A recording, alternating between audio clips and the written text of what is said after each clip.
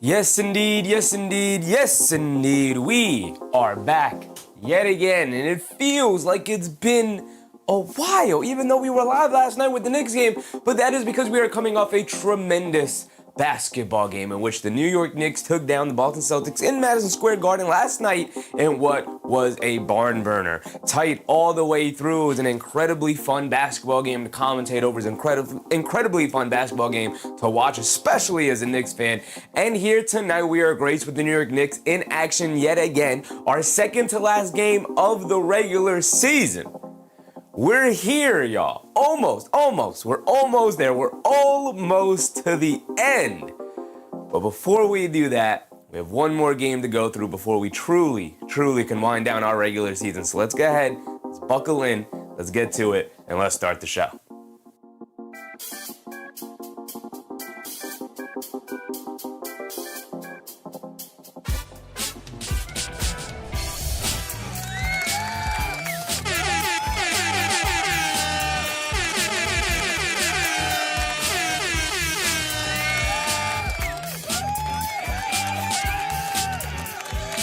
That is correct. We are back like we never left. We are back in the building, y'all. We are back in the building. Yes, in the building, in the world's most famous arena. We are back yet again. Eric C, what's up, Eric? Ahmed Muhammad, what's up, Ahmed? Bruce Fowler, as always, what's up, Bruce? How important, if at all, is this game for Toronto? It's pretty important. We'll break it all down. We'll go through the box, the standings here before we start the show. I3, what's up, I3? Bernard Johnson, as always. Justice's dad, appreciate you, brother. Twilson, what's up, Twilson? Ram Jam, what's up, Ram Jam? Susan, as always, appreciate you, Susan. Bernard Johnson, what's up, my guy, Bernard Johnson? Thank you, guys. Let's get ahead. Let's get to it. Let's break it down. Ernest Cash, as always, what's up, Ernest? So we have a good game tonight. Another good game, another possible playoff preview here tonight. So last night we were graced with the Knicks taking on the Celtics, and while Jaylen Brown did not play, other than that, the Celtics fully healthy, although they were missing their best player last night in Jaylen Brown, especially this season with the way Brown has played, and obviously Tatum just coming back from the injury. JP Crusher, what's up, JP? So they were missing Jaylen Brown, and yet it still ended up being a fantastic game that went down to the wire. Shout out Josh Hart for pulling through for us New York Knicks fans. We were asking for him to step up, and he did indeed step up. Now here tonight, right, that is in the past. Here tonight, the Knicks are taking on the Toronto Raptors. And for the most part, the Knicks have dominated this matchup. They've won 4 times against the Toronto Raptors already this season. Yes, 3 times that were already scheduled, because they are in the same division, and so you play every team in your division at least 4 times.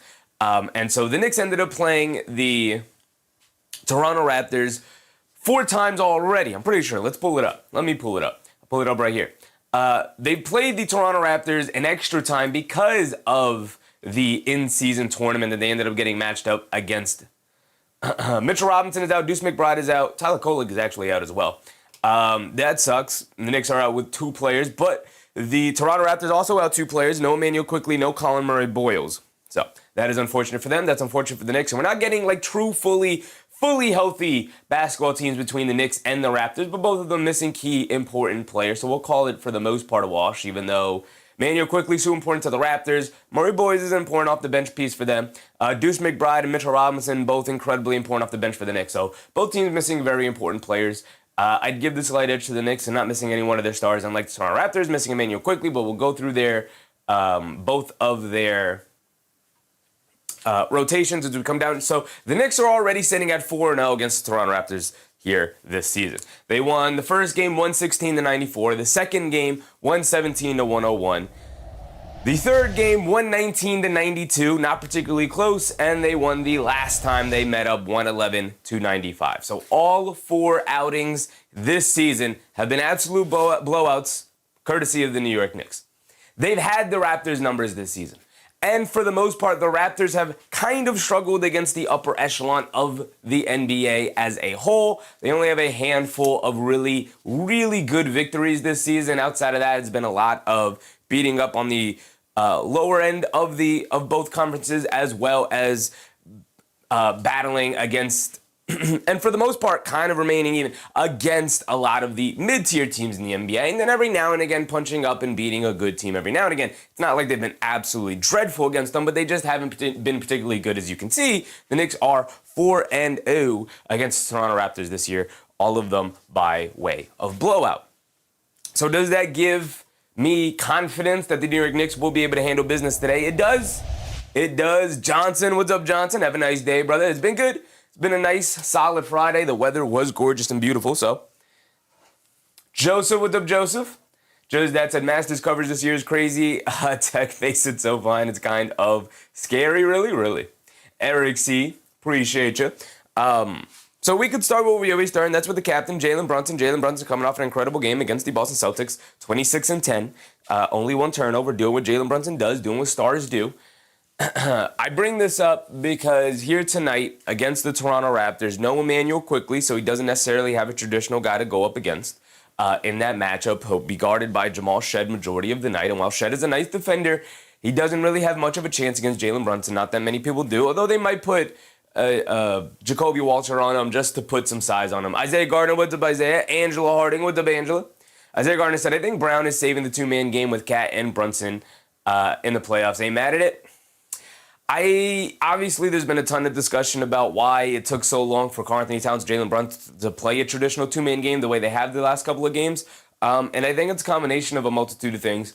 I think the whole center being put on Josh Hart forced the, and we talked about this weeks ago when the Knicks played the Raptors, where the Knicks weren't forcing teams to play a style. The Knicks were the ones constantly adjusting, like, okay, if you're going to put your center on Josh Hart, we're going to use Josh Hart in every action. And it's like, maybe that's not the answer. Maybe the answer is to run, and I talked about this much earlier in the season, maybe the answer is trying to find ways to incorporate the three-man game of Brunson, Hart, and Karl-Anthony Towns, if that were the case, to try and get the center ultimately switched on to Karl-Anthony Towns so that Brunson and Towns can run a more traditional two-man game. But invariably, that must also mean that there is technically at some point a three-man game being run. And obviously, once you get to that point, it becomes very convoluted and complicated, especially when you got two other guys on the court who are probably looking for their own level, their own semblance of shots and their own involvement in the offense. They don't want to just be standing in the corners between Anunoby and Bridges. It's not why you brought them here. That's not why you extended both of those guys. Not why you signed them to the money that they have and the money that they're making, right? So they want to be involved in the offense, and you also want to utilize them in the offense because usually they're guarded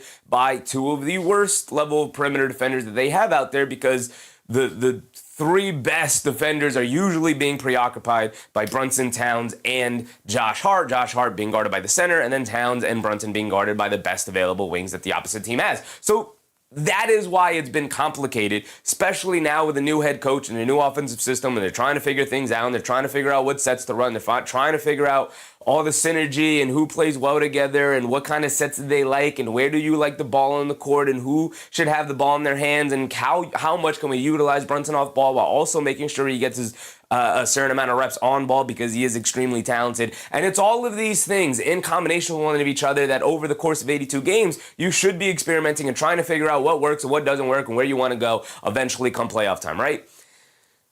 All of that being said, the last two games, teams have put their center on Karl-Anthony Towns. And I'm not entirely sure why, especially considering the last two games have been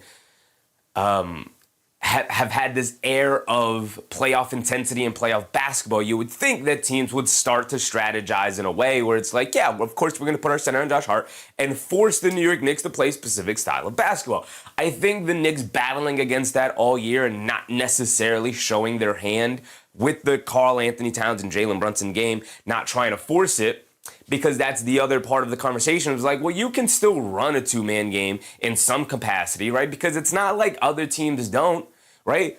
Jokic and Murray are the prime example of two players guarded by wings usually so that teams can just switch the two-man game between Jokic and Murray. And yet, whenever you tune into a Denver Nuggets game, Jokic and Murray are constantly playing a two-man game, whether it's working or not, because ultimately you just want your two best offensive player involved in the action. Robert, what's up, Robert? Susan, as always, appreciate you. Slayer, what's up, Slayer? Raymond, what's up, Raymond?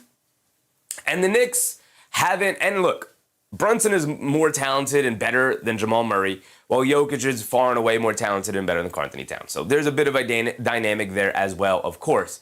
But I bring it up, Miss Mar. What's up, Miss Mar? I bring it up because the Knicks weren't even looking to appear to try and utilize the two-man game that we've all been begging for, that it feels like, where is this coming from? I think it's a multitude of factors leaning into the fact that teams are now putting their center on Karl Anthony Towns, mostly because now the Knicks kind of went away from Towns for a little bit there. As frustrating as it was for you and I, it could be some 4D chess type of move for Mike Brown to be like, fine, we're going to start to establish other things. And I think part of the season, different parts of the season were also about, let's prioritize Mikal Bridges early in the season and make sure he gets off to a nice start and he's comfortable and he knows that we respect him and we want him involved in the offense. Now let's make sure we have OG Anunoby going. Because we know Brunson and Karl Anthony Towns, when push comes to shove, they're good, right? Even if they have a more traditional season in terms of struggling from the start and working their way through it, we know they can get it going at any given point because they're the best and most talented players on the roster. So we're fine putting Brunson and Towns as priorities on the back burner for now to make sure we find ways to utilize Bridges and then Anunoby and then Josh Hart and then Mitchell Robinson and then Landry Shamet and then Deuce McBride and all these things throughout the season, and then you're dealing with injuries and all of these other things, right? And then obviously all of the outside noise from the media talking about Towns need to be more aggressive. How come he only had 2 shots in the first half of this game? And how come he only had 7 shots total in that game? And how come he ended the night with 8 total points? And all of the outside noise, and then trying to navigate that and trying to navigate injuries and trying to navigate making sure everybody gets touches on the offensive end and trying to navigate a new offensive system and then adjusting the offensive system because the team doesn't necessarily vibe with the way that Mike Brown had initially envisioned it. So now Mike Brown's kind of adjusting things on the fly of the regular season to kind of fit the team while also experimenting with the rotations of getting Mo Diawara in there, while also dealing with midseason trade acquisitions in Jose Alvarado, while also signing Jeremy Sohan last minute during the buyout season. And it's like all of these things played a factor into Jalen Brunson, Karl Anthony Towns not playing through each other as often as I think we all just thought, like, well, yeah, you come into the season, you play your 2 best players.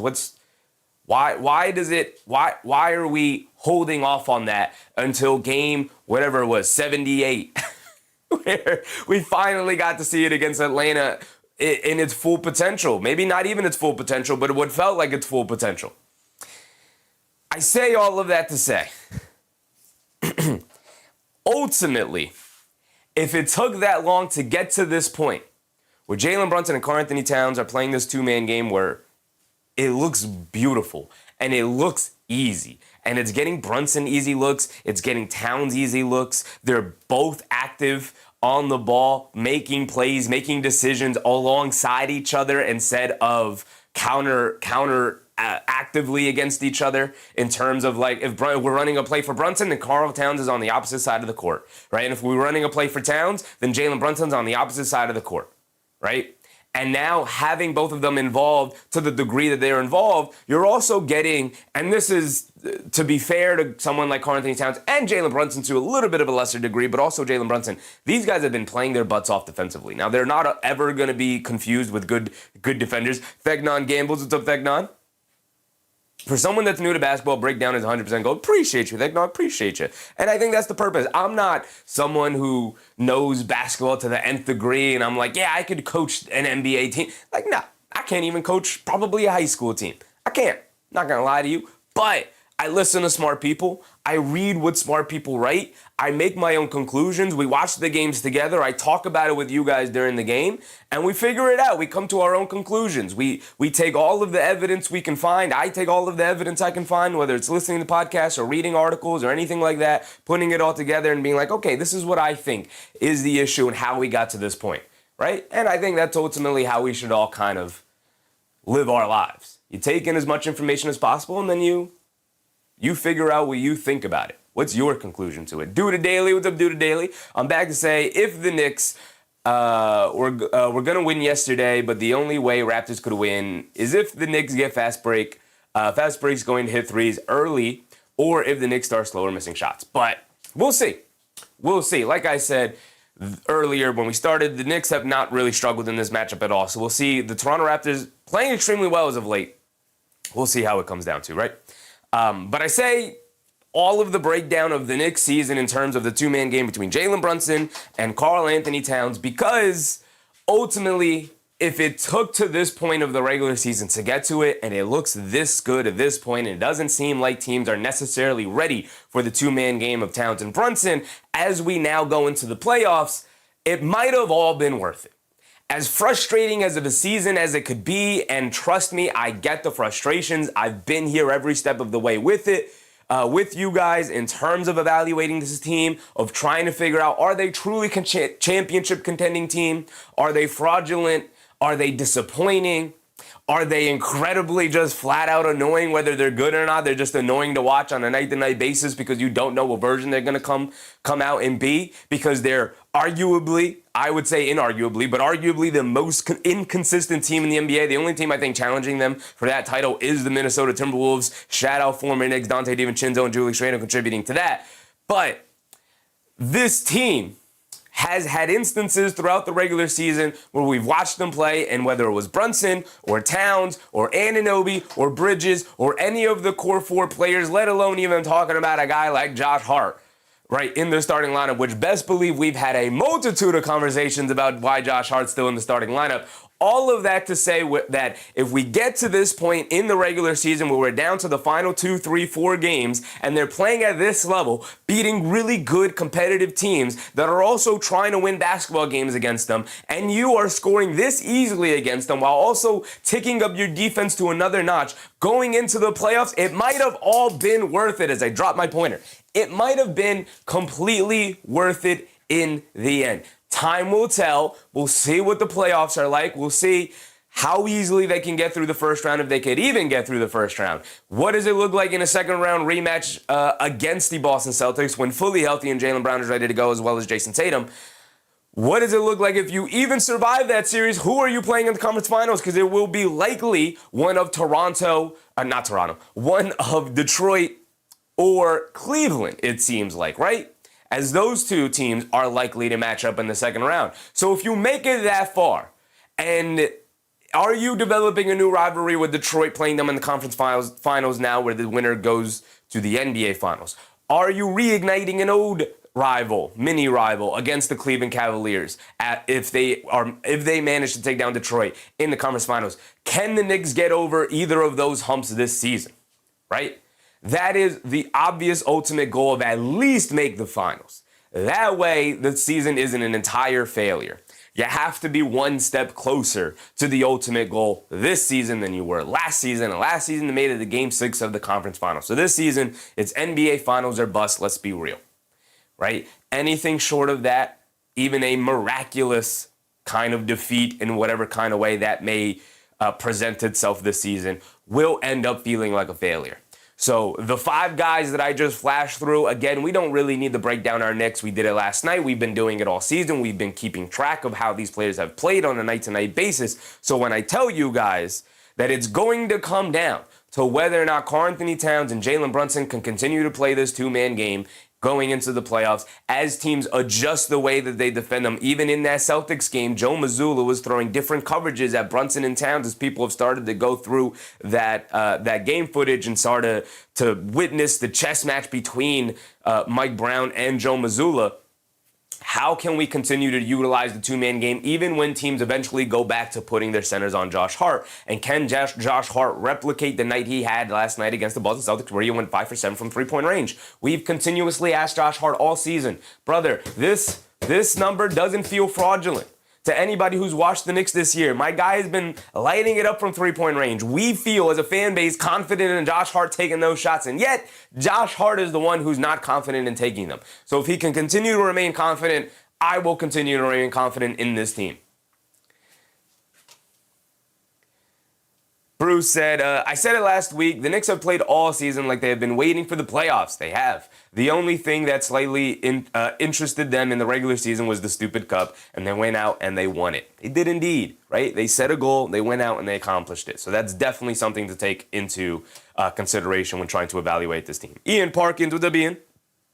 We need to win the next and establish our identity Where's the two-man game been all season? Well, I just kind of raved and ranted about it, so you can probably rewind another minute or two, Ian, and see the whole kind of explanation that I gave as to why it may have taken this long to get to a point where we can truly see the entirety of the two-man game between Brunson and Towns kind of flourish and take place.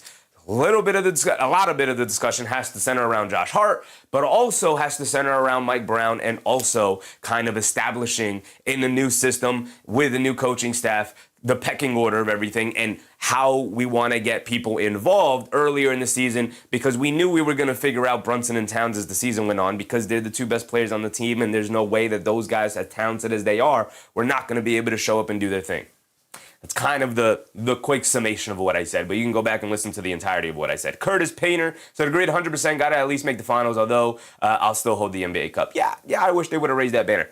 Ian said, sorry I missed it. Nah, I just gave you a quick summation right there, brother. I know, everybody tuning in at a different part. No problem. But if you want to listen to the whole thing, you can rewind it, listen to the whole thing, and then catch back up after you see it or hear it. But that's just a quick summation. Again, centered around Josh Hart being guarded by a center, therefore wings guarding Brunson and Towns, and they can switch those matchups easily whenever those guys try to play a two-man game. And that's ultimately the biggest reason why, but like I said before, there are other two-men center or big man guard duos that are guarded by wings and are constantly switched upon, that you could still spam the two-man game action against and find ways to poke holes at it or run other actions to make sure you get the proper switches before running another two-man game that you ultimately wanted to get to. Kind of run some dummy actions in order to get switches and then pull it back over here so that you can run the actual two-man game you want. Now, that takes time. There's only 24 seconds to a shot clock, all of the things, and that's part of the reason why maybe it's taken that long to get to here. But again, I'm not a part of the coaching staff. I don't know what the true answer is. I don't know if they were saving it for the playoffs. I don't know if they were trying to surprise teams. I don't know if they didn't want to give too many teams too much footage on the things they wanted to do. Who knows? Ultimately, like I said, if it's taken this long to get to this point, then it may have all been worth it. Trapped in the 90s. What's up, Trapped in the 90s? Sons Gen. What's up, Sons Gen? Isaiah Gardner, Kinahara, appreciate you. Kinahara said, no banner for NBA in-season gimmick. Yeah, but we got division championships hung in the Raptors, brother. Who cares about a division? The division doesn't mean anything. Divisions are something that mattered like 15 years ago. And we have the division banner still hung, but we can't hang an in-season tournament championship? They didn't even win the conference the year they won the division. They were second in the conference, and they still hung that whack division banner in the rafters. That means less than the in-season tournament. Isaiah Garner said, now we chasing the real banner? You could also hang the real banner alongside the smaller, more insignificant banner. But hang the banner. Let people celebrate something that you won. Celebrate your wins in life. They may never win that in-season tournament cup again, right? They may never win it again. As a matter of fact, they probably won't, because again, they set that as a goal. We want to go win that thing. And they did, and they went out and they won it in a hard-fought game against another championship contending team in the San Antonio Spurs, and they beat them on national television, right? In pretty convincing fashion, with the 16-point comeback and the big game from Kolek and the big game from Clarkson and the big game from Robinson and all those things that went into play for that. And again, just celebrate it. Just celebrate it. I'm not saying treat it as if it's another NBA championship and put it on that same level. Like, no, but raise a little tiny small banner that says in-season cup championship winners in 2026, right? That's when it happened, or 2025, whenever it happened. Who knows? I don't care. Kenar said, I agree, divisions don't matter. Take it down. Or leave it up there and throw the in-season tournament next to it. Or maybe put a smaller one up or something. I don't know. But celebrate the victories as they come. Celebrate it. Kenar said, just beating the Spurs means more than that dumb banner. Well, then hang the banner then, because you beat the Spurs, you won the cup, all of the things. All right, let's get to the Toronto Raptors. We have about 10 minutes until tip-off. It's about 7:30 now, so we have about 10 minutes before tip-off. Mitchell Robinson's not playing, just to let everybody know. Second night of a back-to-back, literally second to last game of the regular season. Why push it? Why take the risk? Played his butt off against Atlanta, played his butt off against Boston last night. Why push it? Sit out. And let's get to the playoffs where it truly matters, because we've seen what Mitchell Robinson is capable of when the games truly matter, right? So we've seen it. Angela Harding with the Angela. Let's bring on tonight and win that game. Absolutely. Benita Crandon. What's up, Benita? David Osh Jr. What's up, David? Raise Cup Championship banner first game of the playoffs. Or raise it first game of next year's regular season alongside the championship banner, right? Make it banner night in the first home game. Make it banner night. And then raise both banners, right? Do that. I'm cool with that. Gregory Addox, what up, Greg? Victory over the Spurs banner incoming. Take it. I take it. Put victory over the Spurs, which won the Knicks the in-season cup championship, all in one banner, and hang that thing. Why not? Celebrate the victories. Nikki, what's up, Nikki? I hope you're right. I hope I'm right too. All right, we do have to get over to the Toronto Raptors, but no Mitchell Robinson, no Deuce McBride, who's also not playing in any back-to-backs. Thankfully, there's no back-to-backs in the playoffs. We're not playing in back-to-backs, recovering off the abdomen surgery injury, obviously. He just has not really looked the same since coming back from the injury. Look, before he went down with the injury, my guy was averaging 13 points per game off the bench with 3 assists, less than a turnover, shooting 42% from 3, and that's far from the guy that we've seen come back from the injury. It sucks. It's unfortunate. He's going to have to play through some discomfort and injury, whatever the case may be, as we go into the playoffs, obviously, and he's just going to have to find his rhythm again. We need a healthy Deuce McBride to make a full finals run and hopefully a full championship run, but, we might not be getting that. Justin Rule, what's up, Justin?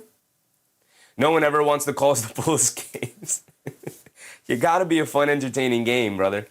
I can't justify calling a Bulls game when who are the Bulls playing? Are they even playing somebody good today? They're playing the Magic, who have been playing somewhat better as of late, but overall have been playing pretty poorly these last couple of weeks. So no thanks. No thanks. Not going to be a very entertaining game. Nikki said, thoughts on why the Knicks can't protect the perimeter that well, why they can't stop teams from crushing it from the three-point line, Charlotte, Celtics, etc.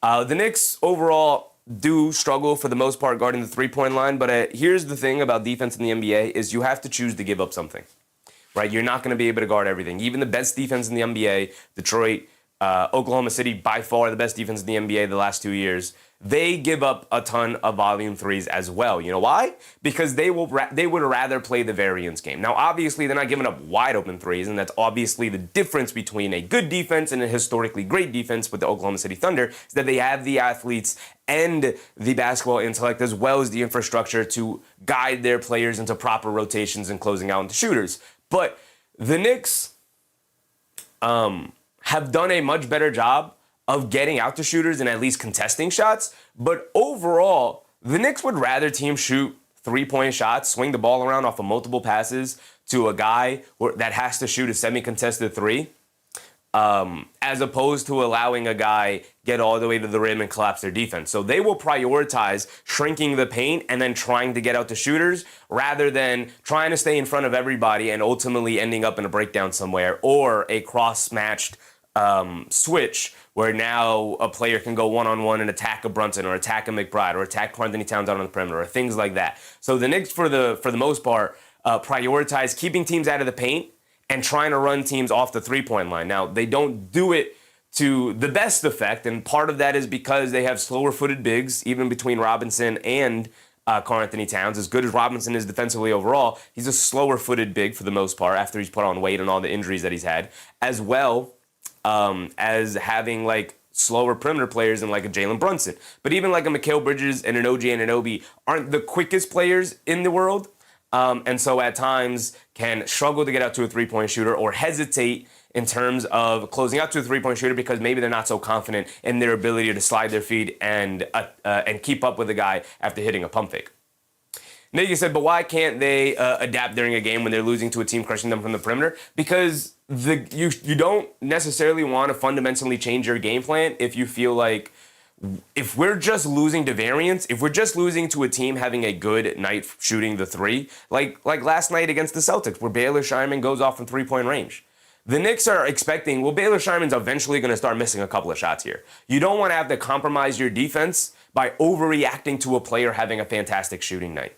And so they will rely on their principles and their fundamentals rather than overacting on a night-to-night basis because you want to make sure that you have your infrastructure in place. because for the most part it works. The Knicks are a top 10 defense in the NBA. For the most part it works. MEM said, trust the process. Perfectly said.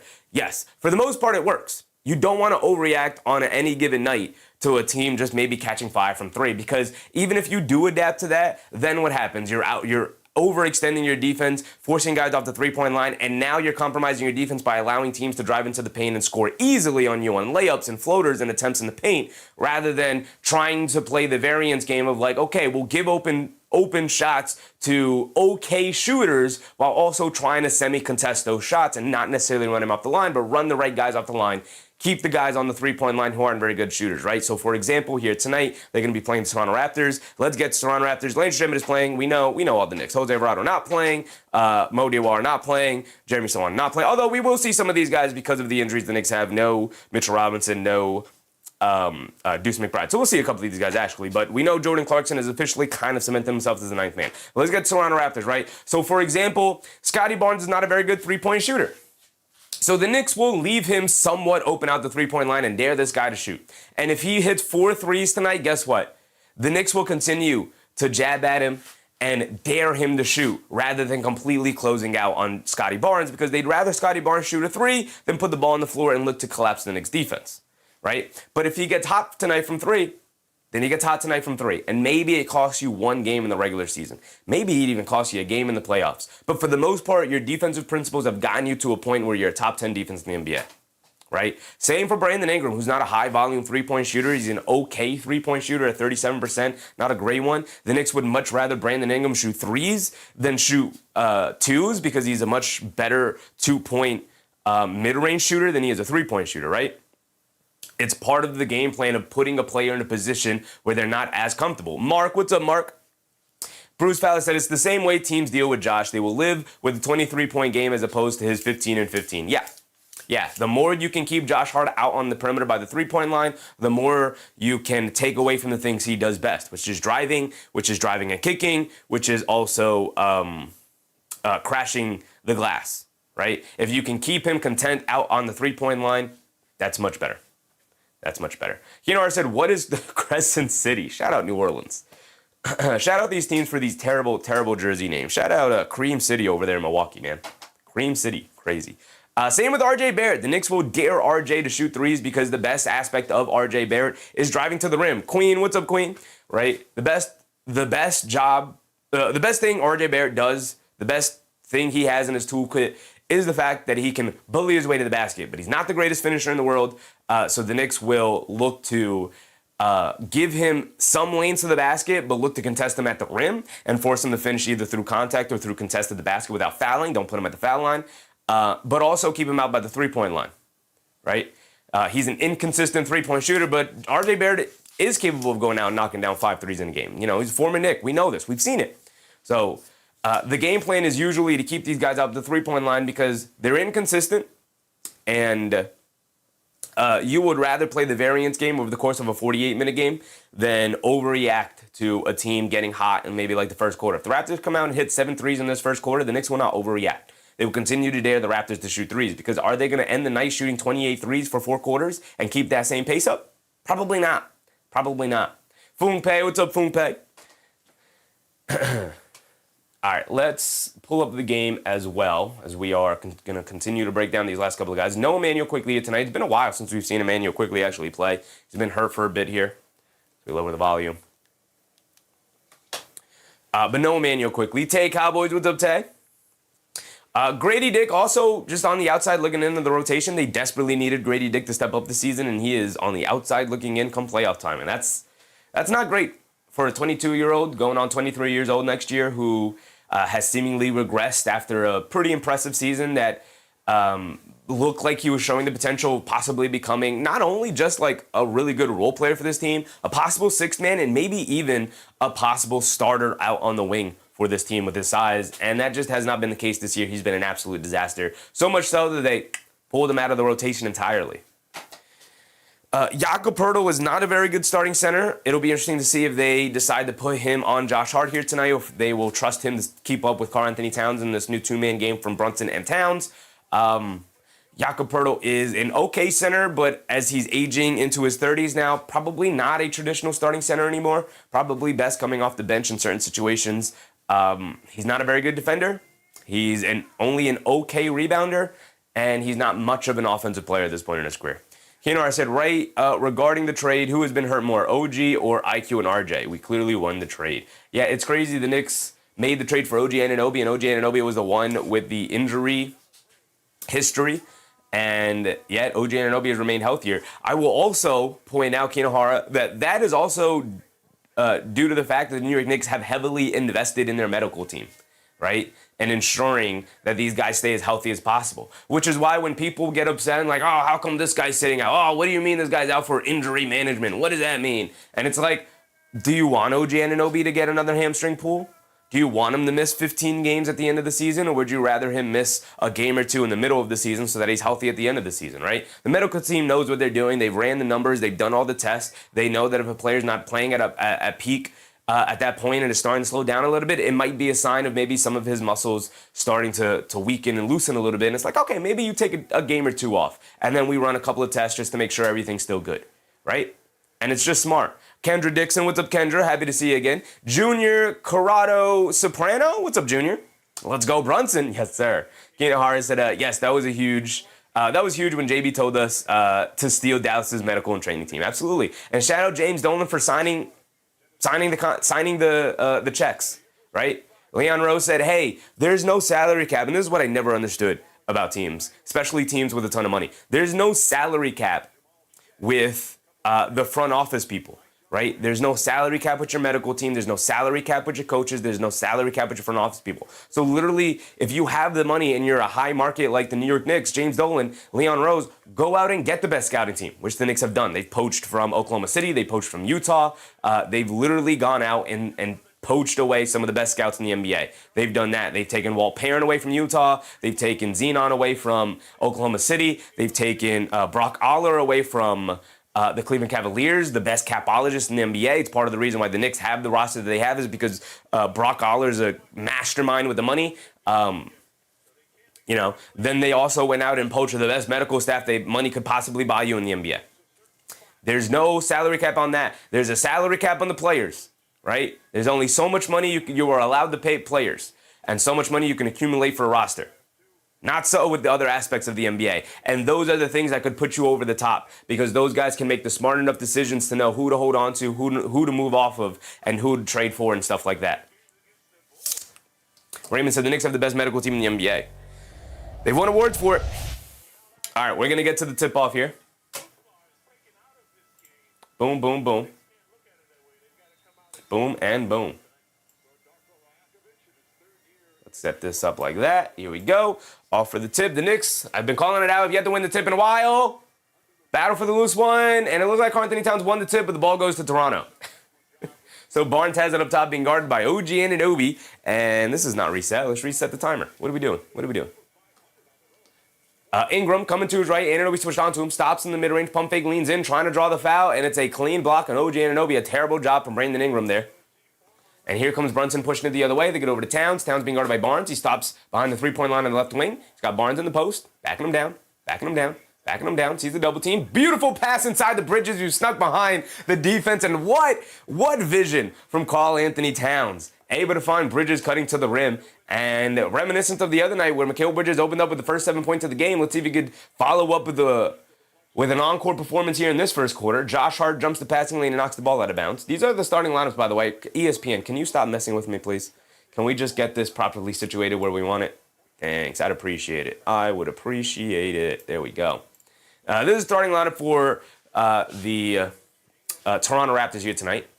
Brandon Ingram struggling with his handle against Bridges here. Driving to his left in the paint, kicks it out in the corner. Jacoby Walter, a three. Got it to go for Jacoby Walter, who has been starting to light it up from three-point range as of late, especially since being inserted into the starting lineup with the injured Emmanuel quickly. It's probably going to go a long way come playoff time that they finally got him going after an incredibly slow start to the season. Brunson up top, coming to his right off a Towns screen. They swing it over to Bridges. Bridges attacking along the baseline in the paint. Kicks out to Anunoby. Extra pass to Towns. Towns, pump fakes. Driving to his right. Pass fake. No look pass to Brunson. Wide open straightaway three for Brunson. What a pass from Towns yet again. But Brunson can't get the open three to go down. Here comes Ingram pushing the other way against Hart. Hart knocks the ball loose. Battle for the loose one. Bridges able to pick it up. Good defense from Josh Hart. And Josh Hart off the races. Kicks it out to Anunoby in the right corner. Anunoby up top to Karl-Anthony Towns. He's going to spot up for the deep straightaway logo three. Got me to go. Karl-Anthony Towns. And you love to see it. Towns already playing extremely well. A couple of really smart, intuitive passes, and then now knocking down the three. Love to see it. Love to see it. Are we going to a commercial break? No, we're not. Why did that transition happen? Anyway, Pirtle has it up top, being guarded by Towns.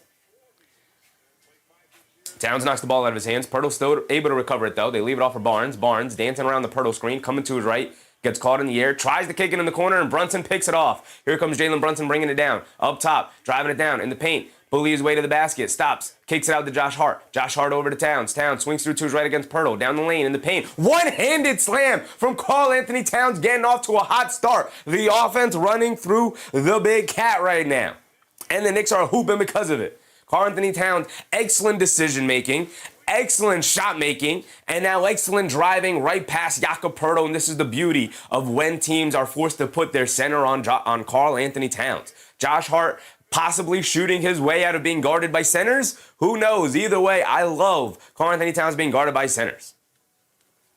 Kanahara, big cities in the building. Kanahara, big cities in the building. We have not been able to root for big cities too often this season. If you guys don't know, if you're unfamiliar, we have a rule. We have a tradition with Karl-Anthony Towns. There's 3 versions of Karl-Anthony Towns that exist here on this channel, right? Is little Towns, when Karl-Anthony Towns is not making good decisions and he's not knocking down his shots and he becomes disinterested in the game and he becomes a poor defender and he's pulling guys with the off arm and he's causing offensive fouls. That's when he becomes little Towns. For the most part, we've gotten Karl-Anthony Towns, gotten normal Towns, right? But when he is hooping, and tonight he has started off hooping, we get big cities in the building, and an evolved form of Towns. We get big cities. And we might be in store for a big cities here tonight. Keenan Hart said Pirtle is the Vooch category of defense. Yes, if the category is bad. If the category is bad defender, yeah, he is in the Vucevic category for sure. Pirtle, is not a horrific defender. I think Vooch also maybe not a horrific defender, but they are not good defenders at all, particularly when having to guard an offensive big like Karl-Anthony Towns. Brightest future. What's up, brightest future? Bernard Johnson said Towns is ready for the playoffs. Yes, indeed, he is looking like it. We have an early timeout, by the way. I didn't even call that out. An early timeout for the Toronto Raptors. You rarely see timeouts this early in the game. Keenar said that's also the Valanciunas category. Yeah, shout out Chi-Chi, who once upon a time wanted Mitchell Robinson traded for Jonas Valanciunas. Tried to tell him, man. Tried to tell him. But we've turned Kanahara around. He has seen the error of his ways. Bruce Fowler said Knicks fans in the chat with that grin on our faces like we see them gearing up. Yep, this is the team we've waited for all season. And as long as you're playing, we've said this earlier in the season, as long as you're playing your best basketball towards the end of the season, going into the playoffs, we're not going to complain. And like I started with earlier, and this is the reason why I'm phrasing it that way, it may have been all worth it to get to this point. Maybe. We'll see how the rest of the playoffs pan out. Isaac Garner said, if the Raptors lose this game, they drop to the 6th seed? I believe so. We will go through it. We'll go around the league. We'll go through the standings. A little too early in the night. Timeout, 2.5 minutes of the game is pretty crazy for the Toronto Raptors. But again, let's see if they look to put Scottie Barnes, because I think the first possession or two, they had Scottie Barnes guarding Karl-Anthony Towns. I don't know if that was on a switch or if Pirtle ended up on Karl-Anthony Towns on switches. Either way, we'll see what kind of matchups they come out with here tonight after this timeout. Starscream edits. What's up, Starscream? Here we go. They try to swing it in the corner. Jacoby Walter knocked out of bounds by Bridges. Some more good hands, some more good defense. Starscream said, it was worth the previous struggle to get to this point. I'm confident we're ready for the playoffs. I'm confident we're ready for the playoffs. Hopefully the playoffs go the way we want it to. I'm with you. John Corley, what's up, John? How many games did Bear play for the Knicks since he left? I can only remember 1. Against the Knicks, I think he's played 2 or 3. But yeah, it hasn't been a very good tenure here in Toronto. He's dealt with personal life situations as well as a multitude of injuries. The Raptors missed their shot. Towns has it up top on the other end. They swing it over to Bridges. Bridges on the right wing gets it over to Brunson. Brunson being guarded by Jamal Shed. A good, strong, feisty defender, but should not be much of a problem for Jalen Brunson, who has gone against better defenders. In the lane, throws up the floater, got it to go out of the post. Jalen Brunson getting into his bag. It's a 9-3 start with 9 minutes to go here in this first quarter. Shed leaves it off for Barnes, coming to his left. Brunson switches onto him. He's going to put him in the post. He's going to step through and kick it out to Ingram. Ingram gets it back to Barnes in the post. They show a double team. They kick it out Jamal Shed. The straightaway three. Jamal Shed comes up short on that. Rebound to Towns. Quick outlet to Brunson. Brunson bringing it down the other way. Brunson on the right wing being picked up by Scottie Barnes. Shovels it out to Towns. Back to Brunson. Brunson, jab step. Swings through to his right off the Towns screen. Brunson on the right wing. Pump fakes. Gets it out to Towns. Towns. No look pass in the Bridges. Bridges the follow-away jumper in the mid-range. Can't get it to go down. Would have been another nice no-look pass assist from Karl-Anthony Towns, but instead it misses for Mikal Bridges there. Here comes Ingram looking to attack the other way. He's got it in the mid-range. Tried to kick it out to Jamal Shannon. Again, knocked out of bounds. There's been 3 or 4 deflections already here tonight for the New York Knicks, who looked absolutely locked in defensively. 9-3 start. The only basket coming from the three-point line for the Toronto Raptors for Jacoby Walter right now. And again, the reason why Jamal Shed was wide open from 3 there is because Jamal Shed's a very inconsistent shooter from 3, and Josh Hart got there late to give a small little late contest, and they will live with that. They will live with Jamal Shed shooting 3-point shots rather than Scottie Barnes attacking the basket here. Barnes has it up top, being guarded by OG Anunoby. They get over to Ingram in the mid-range, puts up the jumper over Josh Hart. Well contested, can't get it to go down. Another rebound for Karl-Anthony Towns, and here comes Jalen Brunson pushing it the other way. Brunson has it up top, being guarded by Ingram. Brunson coming to his right off a Town screen. Brunson in the mid-range. Kicks out to OG Anunoby. Left wing 3 over Barnes. Comes up short. Rebound to Brandon Ingram. Here come the Toronto Raptors. Hit ahead to Barnes. That's not Barnes. Hit ahead to Lawson. Over to Barnes. 3-point shot. Can't get it to go. Josh Hart the rebound. Bringing it out. Kicks it out to Bridges. Bridges pushing the other way. Quick crossover to his right. To the rim. Puts up the floater. Got it to go. And the foul for Mikal Bridges. And the Knicks continue to hoop, allowing their defense to lead their offense right now. And they're off to an 11-3 start. And this is why the Knicks want to play the Raptors in the first round. Lano, Mona to double Lano. Abigail, what's up, Abigail? Justin Rule said, wow, no one calling the Boston game either. If I could call multiple games at once, I would. Bridges knocks down his and 1 free throw. And it's a 9-point lead to start the game for the New York Knicks. Here comes Brandon Ingram. Toronto Raptors sitting with their 1 made field goal so far. Ingram coming to his right off a Pirtle screen. Josh Hart poking at the ball, loses it, and it's a foul on Josh Hart. And Josh Hart asking his coaching staff to look at a possible challenge here, saying Brandon Ingram's using the off arm. But they're not going to use their challenge this early in the game. Josh Hart annoyed at the off arm usage of Ingram here.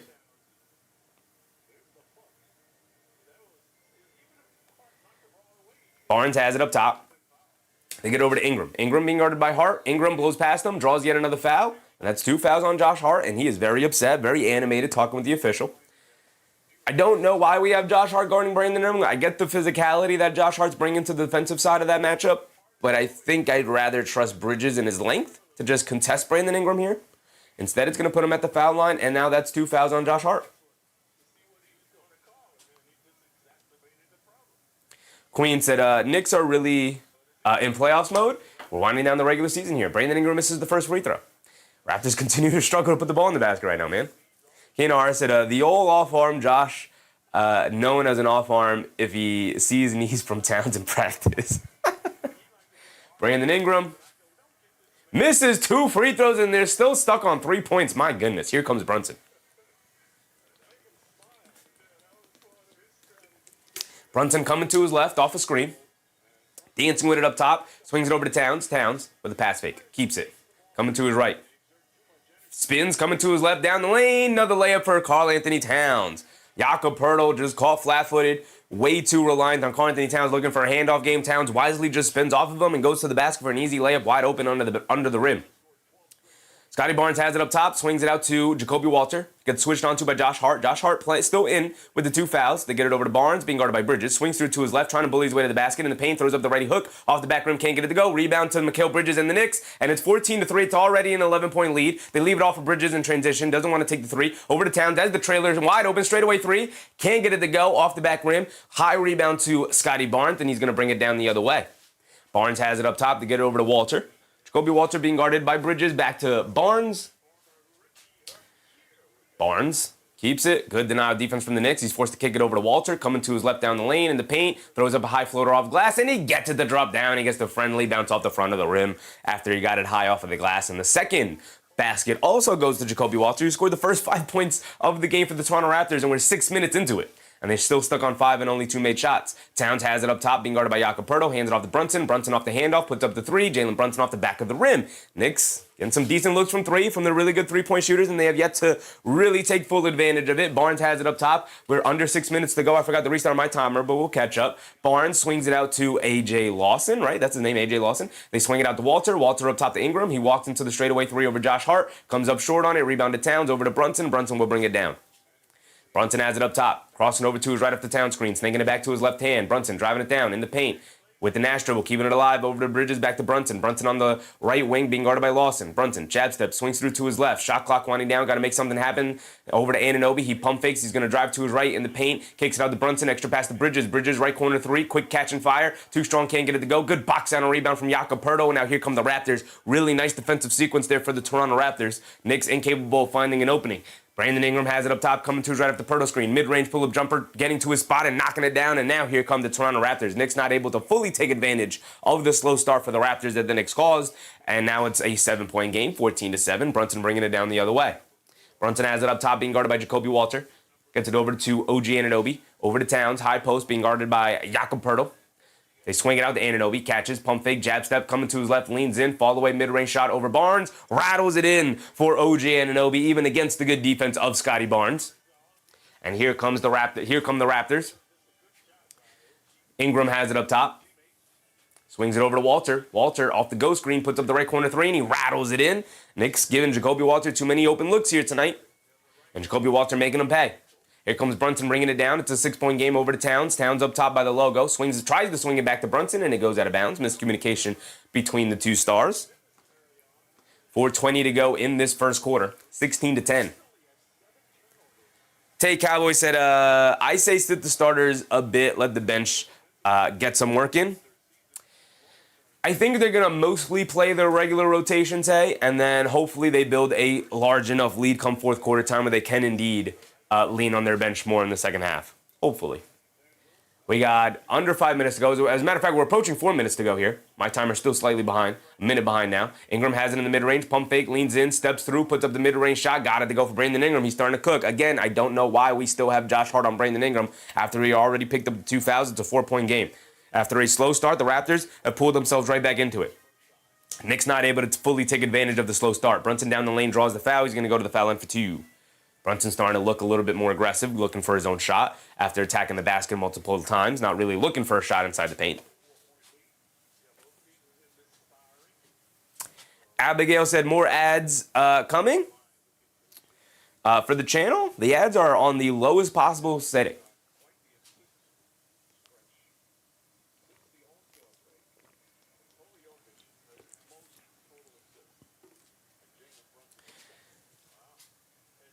Brunson at the foul line for 2. He knocks down the first one. He's got one more coming.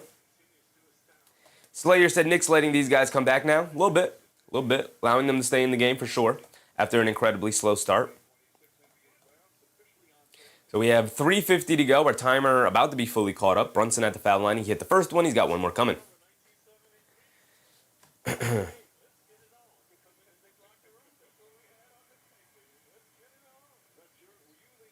Jamal Shed bringing it down. Brunson did knock down both free throws. Ingram up top, dancing with it against Bridges, coming to his left off the screen from Mogbo. Ingram spins in the lane, kicks it out to Jamal Shed up top, being guarded by Clarkson. Coming to his left, inside the Ingram, rolling to the basket, leaves it off to Mogbo. Reverse layup, got it to go for Jonathan Mogbo. Another guy I really liked coming out of the draft. He's been okay in his career so far. Josh Hart has it up top. They swing it over to Towns. Towns being guarded by Mogbo. Hands it off to Bridges. Bridges looking to play the two-man game from Towns. They swing it up top to Josh Hart. Bullet pass inside the Towns. Towns in the paint. Spins to his right. Ball knocked out of his hands. It's going to stay here with the New York Knicks. Towns looking for the foul call. He didn't get it. Radio extinct with the radio. You could pay for YouTube Premium. That stops the ads from happening. You can indeed. Jeremy Sohan coming in as the backup center. Love it. I've asked for this. If you're going to play Jeremy Sohan, it's got to be as the backup center. It can't be as a wing or a forward. Can't.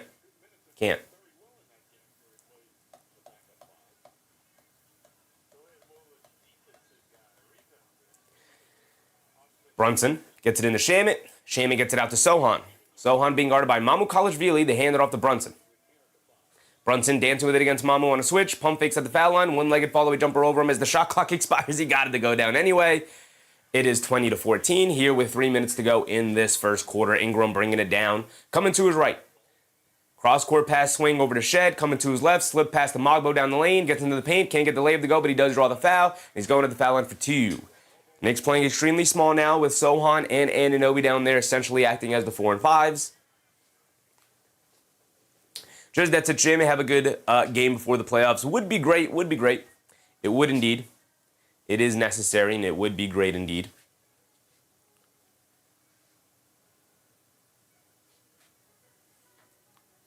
Greg Williams said, just like Brooklyn, close but no cigar?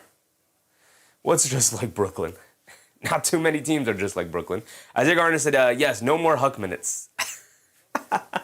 No more Huck minutes is kind of crazy. But if we were going to invest in any young player moving forward, I could see why they would want to lean towards Jeremy Sohan over Ariel Huck-Porty, especially with the season that Huck-Porty has been given an opportunity to show some things, and he just has not come through, man. He has not come through.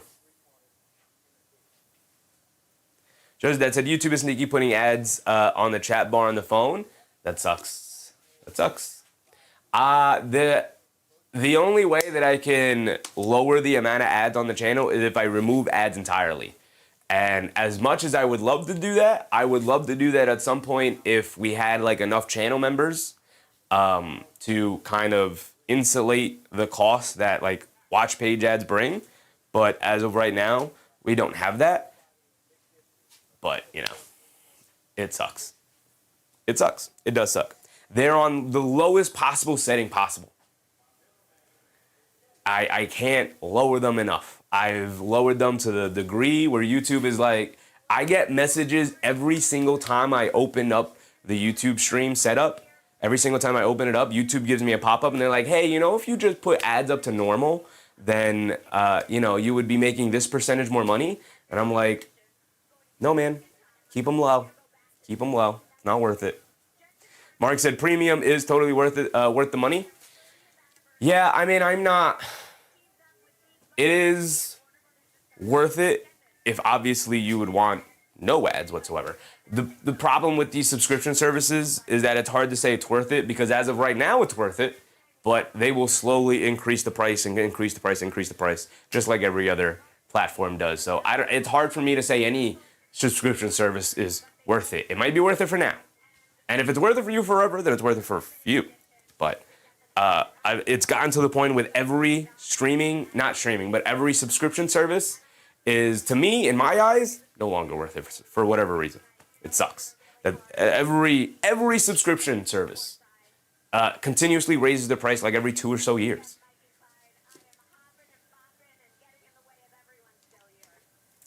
Bruce said, not fair, JB doing his Dirk impression, which Dirk gives him all kinds of grief for. People, including me, forget all the time that Jalen Brunson and Dirk Nowitzki played on the same team once upon a time. It was Dirk's last season and Jalen Brunson's rookie year with Dallas. Crazy. Supa, what's up, Supa? June 1st premium is going up to $16. I have it now at $13. There we go. There you go. $16 a month just to not watch ads is a little crazy to me. For me. Not for everybody, but for me. Mark said, I watch more YouTube than anything else, honestly. Yeah, then it might be worth it, right? It might be worth it. But to me, again, the idea that the more money you give them, the more they feel like they're going to take money is crazy, right? It costs them nothing for premium. Costs them nothing. They're just like, oh, we have a ton of people applying for our subscription service. Let's raise the price. The Raptors knocked down both of their free throws, by the way. And then the Knicks missed their shot. And then Clarkson picks up a foul. Here comes Barnes, swings it over to Mamu Kalashvili. Off the screen, puts up the three over Shamit. Got it to go for Mamu Kalashvili. It's a 1-point game. So after it felt like the Knicks were going to get off to a really hot start and a really good lead, here come the Toronto Raptors. Mindset, John. What's up, Mindset? Brunson has it up top, being guarded by Mamu. Brunson coming to his right off the Sohan screen. They lob it down low to Sohan. Kicks it in the corner to Shamit. Jab step off the pass fake. Kicks it over to Clarkson in the mid-range. Driving it down. Spins. Follow-away jumper over Mamukelashvili off the back of the rim. Can't get it to go. Rebound to Lawson. Over to Shed. Over to Barnes. Back to Shed. Jamal Shed up top being guarded by Clarkson. Over to Mamukelashvili. Just hit one from that spot. Misses that one off the back of the rim. Long rebound. Jeremy Sohan chasing it but can't pick it up. And Lawson pulls it out. Swings it over to Shed. Shed picked up by Sohan. Knicks going with a small ball unit here with Sohan as the center. So are the Toronto Raptors here. Barnes bullies his way to the basket. Misses the layup, though. Barnes was expecting a whistle. He didn't get it and lost his concentration and just missed the layup. Clarkson dribbling it up top against Mogbo. Down the lane. Finger roll layup. Can't get it to go down. Rebound to Mamukelashvili, who's quickly pushing the other way. Trying to beat the Knicks down the court to the basket. Draws the foul on Jeremy Sohan, trying to hustle back and go to the foul line for 2 free throws to attempt to give the Toronto Raptors their first lead of the night.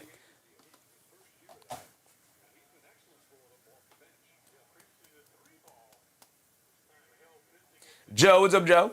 If we win and the Hawks win, I think we play Toronto in round 1. Can anyone confirm? We'll go through it as the night goes on. We'll check out the standings. P-Fats, what's up, P-Fats? Please stand to your right or the viewers left so we can see the Knicks stats.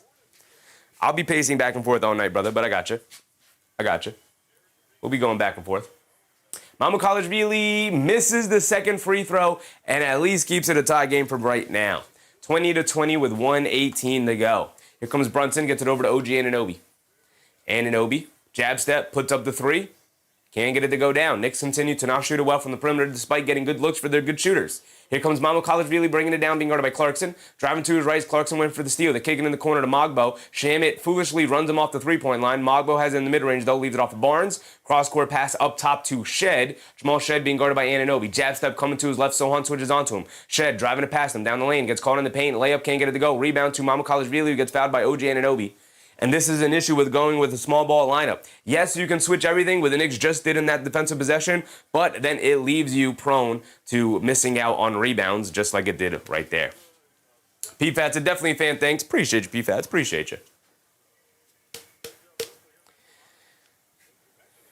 So as you can see, Jalen Brunson with 6 points, Anunoby with 2, and none of the bench players have yet to score here tonight.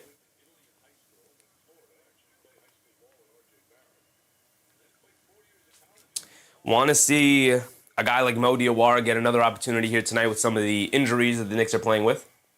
Might as well. Not going to lose anything. Mamukelashvili yet again splits a couple of free throws there, so it's 21-20, 40 seconds to go here in this first quarter. Brunson up top, coming to his left. Knicks offense has gone completely ice cold after a pretty fast start. They swing it over to Anunoby in the left corner. He pump fakes again, jab step. Anunoby, ball knocked out of his hands. And it's going to still stay here with the Knicks. Good defense from Scottie Barnes. Bad offense from the Knicks and from OG Anunoby there. Just that to his Kolek hurt. Yes, last I checked, he was on the scoreboard with on the injury list with an oblique injury. Mark said, do you have a soundboard queued up for the playoffs? I don't have a soundboard queued up for the playoffs. I could. We'll see. We might not have the time to do so, but we'll see what we can get. Clarkson has it, jab step to his right, down the lane, leans in, floater off glass, got it to go for Jordan Clarkson. And I love to say this about Jordan Clarkson all the time. Sometimes you need a bucket to just go get you a bucket. That's what Jordan Clarkson can do. And they call an offensive foul on Jonathan Mogbo running through the chest of Landry Shamet as he slid in there. And Mogbo knows that he's just going to walk down the other end of the court, disappointed in himself and in the call. Good defense from Shamet. Raptors trying to play extremely quick here, trying to get a couple of easy ones. Mark said there's a ton available online. It's not really about getting the sounds. It's about getting them where I want them, right? So you guys hear the soundboard as I come in. So this is what I have available for the soundboard. We have the music. We have this. Maybe I should use this more often. The thing with the soundboard for me is that I'm too busy calling and then celebrating and then hitting the buttons to change the scoreboard to actually use the soundboard. Like the soundboard would be great if I had a producer with me. But I don't. Towns is back in for the final possession, I think it seems. Brunson misses the mid-range jumper. He's looking for the foul call as he fell over on the jumper.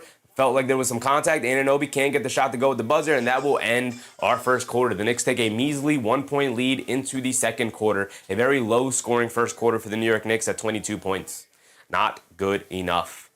Bruce said, I think we've seen all the playoff energy from the Knicks we're going to see into the fourth if necessary. They just kind of went ice cold from the perimeter. The Raptors did indeed tick up their defensive pressure as well, but the Knicks got good, decent looks for their shooters. Brunson did not shoot it well. He is 2 for 6 from the field. Towns missed an open 3. Anunoby has not shot it well. Bridges has not knocked down perimeter shots so far here tonight. And then they haven't really gotten contributions off the bench so far. So, just that said, 1 for 8 from 3 will improve. Yeah, and Towns hit the 1-3.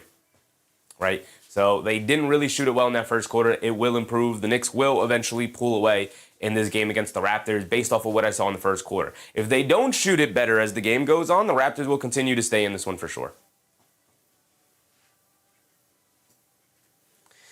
Just that said, fans just getting settled into it was 75 degrees here today. It was an extremely nice day outside today, man. Extremely nice. Chris Rowe said, who is not playing for us? No Mitchell Robinson, no Deuce McBride. Ahmed, what's up, Ahmed? Sire Love, what's up, Sire Love? The Raptors are without Emmanuel Quickly and without Colin Murray-Boyles. So we are at the end of the first quarter. Let me go ahead and set up the second quarter timer.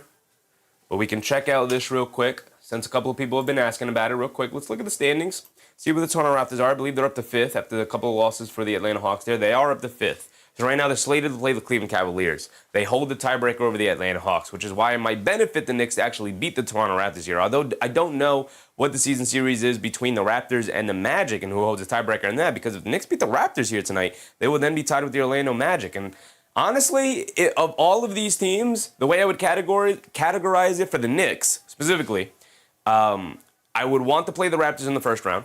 They're my number 1 pick. Then I'd want to play the Orlando Magic. Then I'd want to play Philly with no Joel Embiid. And then after that, they can't play the Miami Heat because they're going to remain in the play-in. So after that, then I guess, then I'd take the Orlando Hawks, and then I'd take the Charlotte Hornets. Just that said, I want Philly. Philly with no Joel Embiid might be easier. Brick by brick, what's up, brick by brick? Raptors, no RJ either? I thought RJ was playing. What happened to RJ? Last I checked, he was playing. I guess you're right. I haven't seen him in the game tonight. Wow, didn't even recognize no RJ tonight. You're right. Shaman puts up the 3 off the handoff from Anunoby, and he get it to go down, and that's a great way to open up the second quarter there. Here comes Scottie Barnes bringing it down. Jose Alvarado in the game. There you go, Jose Alvarado. We also got Huck in the game. Ariel Huck-Porty getting minutes. And they call an offensive foul on Jakob Poeltl there, it looks like. Ahmed said, I'm surprised how high Atlanta is actually ranking after losing a superstar. I thought they'd be tanking this season. Well, I wouldn't necessarily categorize Trae Young as a superstar. A star, maybe, but the season that he was having was really atrocious. And they've been able to build around their real star, that is Jalen Johnson, and now incorporate their rising star, Nickeil Alexander-Walker. Alvarado gets it over to Shamet. Jab step coming to his right, back to Alvarado. He swings to his right along the baseline, shovels it inside to Clarkson. Clarkson in the paint, puts up the little floater. Got it to go down for Jordan Clarkson. I like Jordan Clarkson being more aggressive, looking for his own shot. That's what you're here to do, big dog. Put the ball in the basket. Ruzande, what's up, Ruzande? They get it over to Martin. Throws a bad pass. Shamet and the Knicks pick it off. They get it over to Alvarado up top, being guarded by Battle. Alvarado swings through to his right, pulls it back out. They get it. Alvarado keeping it, coming to his right, under the rim, kicks it over to Anunoby in the corner. Pump fakes, back to Alvarado. Alvarado, Battle slips and falls, so Alvarado puts it up, and he splashes it, nothing but net. For Jose Alvarado, you love to see it. And the Knicks quickly take a 9-point lead to start the second quarter. You love to see it. You love to see it. Scottie Barnes has it up top, being guarded by OG Anunoby. They swing it over to Jacoby Walter. Walter on the left wing, being guarded by Huck-Porty. And it's another Jakob Poeltl foul. And he can't believe it. He can't believe it. Suns Gen, what's up, Suns Gen? Mindset John said, I expect these bench players to shine tonight. Absolutely. Absolutely. Isaiah Gardner said, people say Trae was better than Brunson, and those people did not watch basketball. Abigail said, there's no more schedule available for the month of May, Chef. Why? Because they have not fully scheduled the playoff rotation yet. That's why. Because we don't necessarily know who's matching up with who yet. That will come after the play-in happens. Shaman misses the pull-up three. Hug Porty, the offensive rebound. Shovels it back over to Clarkson. Flips it up at the rim. Got it to go down for Jordan Clarkson. You love to see Clarkson starting to get busy here offensively. And the Knicks retake that 11-point lead that they gave up earlier in the game. 32-21. Barnes up top. Coming to his right off a double screen. Driving it down against Anunoby. Fall away mid-range shot off the back rim. Can't get it to go. Alvarado the rebound after Anunoby takes a tumble. Alvarado has it up top. Eluding the possible double team. Now driving to his right, driving hard to the rim, keeping the handle alive, keeping the Nash dribble alive, leaves it off for OG Anunoby, driving to his left, Barnes picks him up, Anunoby steps back, kicks it back out to Alvarado, dancing with it, shot clock winding down, driving to his left, bump Euro, kicks it out to Clarkson, a three for Jordan Clarkson, can't get it to go. Hug Porty battling on the boards, and they call an offensive foul on Ariel Hug Porty battling for that rebound. So the ball is going to go back to the Toronto Raptors here, but the Knicks are holding on to the 11-point lead.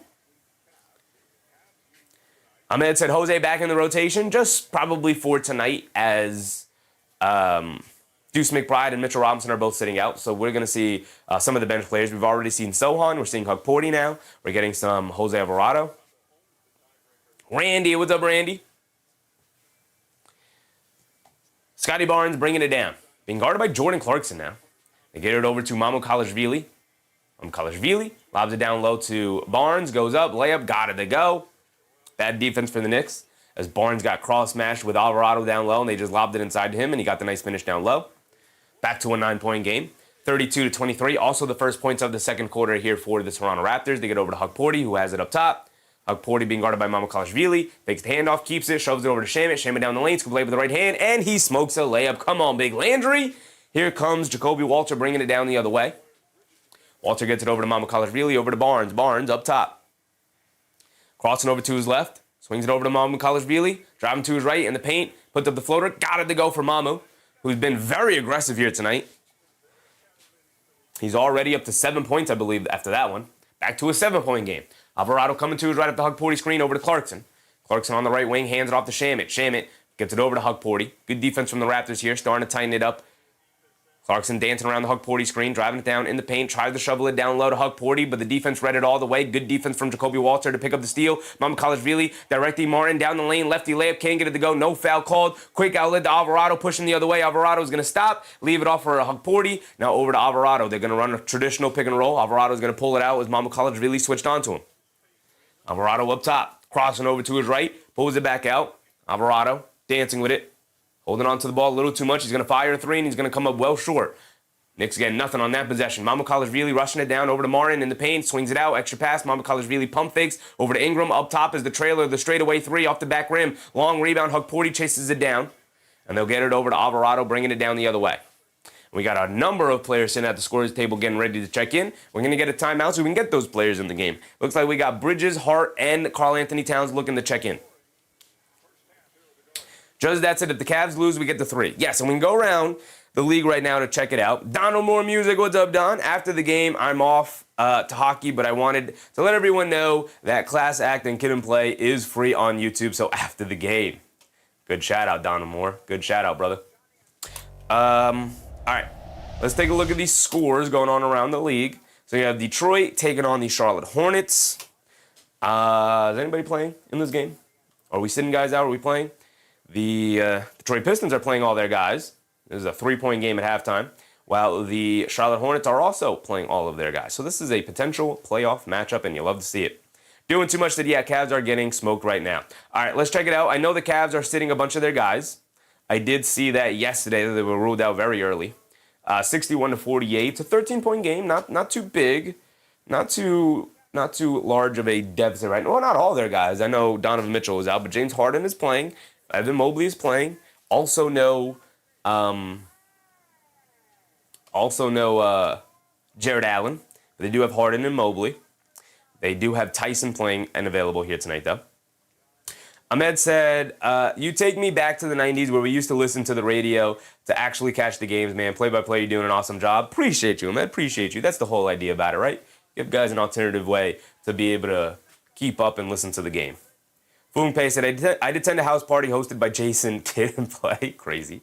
I don't know if I'd attend a house party hosted by Jason Kidd. I'll tell you that. Queen said, will the Pistons hit the second seed with the Knicks? Will the Pistons hit the second seed? The Pistons are already locked into the 1 seed. They can't fall any lower, even if they lose their final 2 games here. Sarah Love said, but the play-in tournament has cut down on teams losing games for matchups. It has, because teams don't know what matchups they could be falling themselves into. So that's a good point. The other games of the night, we have the Heat handling business against the Wizards here. We already talked about the Cavs-Hawks matchup here. Pelicans taking on the Celtics. Celtics handling business, 25-point lead here early. The Pelicans are not playing anybody. They're playing Kevon Looney, Derek Queen, Jordan Poole, Micah Peavy, and Jeremiah Fears, right? And then off the bench, literally their third stringers and a couple of G League guys, two-way guys like Josh Oduro, Hunter Dickinson, along with Trey Alexander and Jordan Hawkins, getting minutes here tonight. Boom Pay said, you wouldn't go to a Jason Kidd hosted party, brother? No. Do we know the history of Jason Kidd? I'm good. The Celtics are playing all of their guys here tonight, except Jason Tatum. He's sitting out, obviously, not playing in back-to-backs either, coming off the injury. But, yeah, they want this. If the Celtics win tonight, they hold on to that 2 seed, and that's exactly what they're looking to do here tonight. So here we go. We're back into it. Josh Hart is back in. Towns is back in. They get it to Towns in the high post. He's being guarded by Mogbo. Inside to Alvarado, cutting to the rim. Scoop layup. Got it to go. Another beautiful pass for Karl-Anthony Towns for his 3rd assist of the night. And it's back to a 9-point game. Here comes Jamal Shed bringing it down. He has it up top being guarded by Shamit. Shed coming to his left, over to Mogbo. Mogbo up top being guarded by Towns. And they call a foul on Towns with a little hand check. Accidentally made contact with Mogbo up top. So it's a little touch foul there. Jose Francisco Villa Gonzalez. What's up, Jose? Sons Jen said, me either. JK is a big jerk. He is indeed. Funpei said, oh man, you guys know more about him than I do. He seems like a nice guy to me. Definitely not a nice guy, I tell you that. Jamal Shed pulls it out, coming to his right off the screen in the paint, throws up the floater. Gets it to go down, but they call an offensive foul on the Raptors yet again. I believe it's another moving screen. MBM said, we consider our starters next game. Play the D-League squad. I wouldn't mind like 30 minutes from Mo Diawara in the final game of the season. I'll tell you that. Jose Alvarado gets it over to Bridges. Bridges swings through to his right, driving it down, pulls it back out, has it in the mid-range, lobs it over the top to Towns, catches in the paint, layup, got it to go, and the foul for Karl-Anthony Towns. Give me the bucket anyway. And it's a little ticky-tack foul against the Toronto Raptors. They're not really matching up with the size of Karl-Anthony Towns here tonight. Pirtle's gotten exposed. They have Ingram switched onto him now. Towns just seals, catches the lob pass inside, and lays it up and in. Ingram was arguing that it should have been a foul on the floor, but they're going to give Towns the bucket, and he'll have one more free throw here.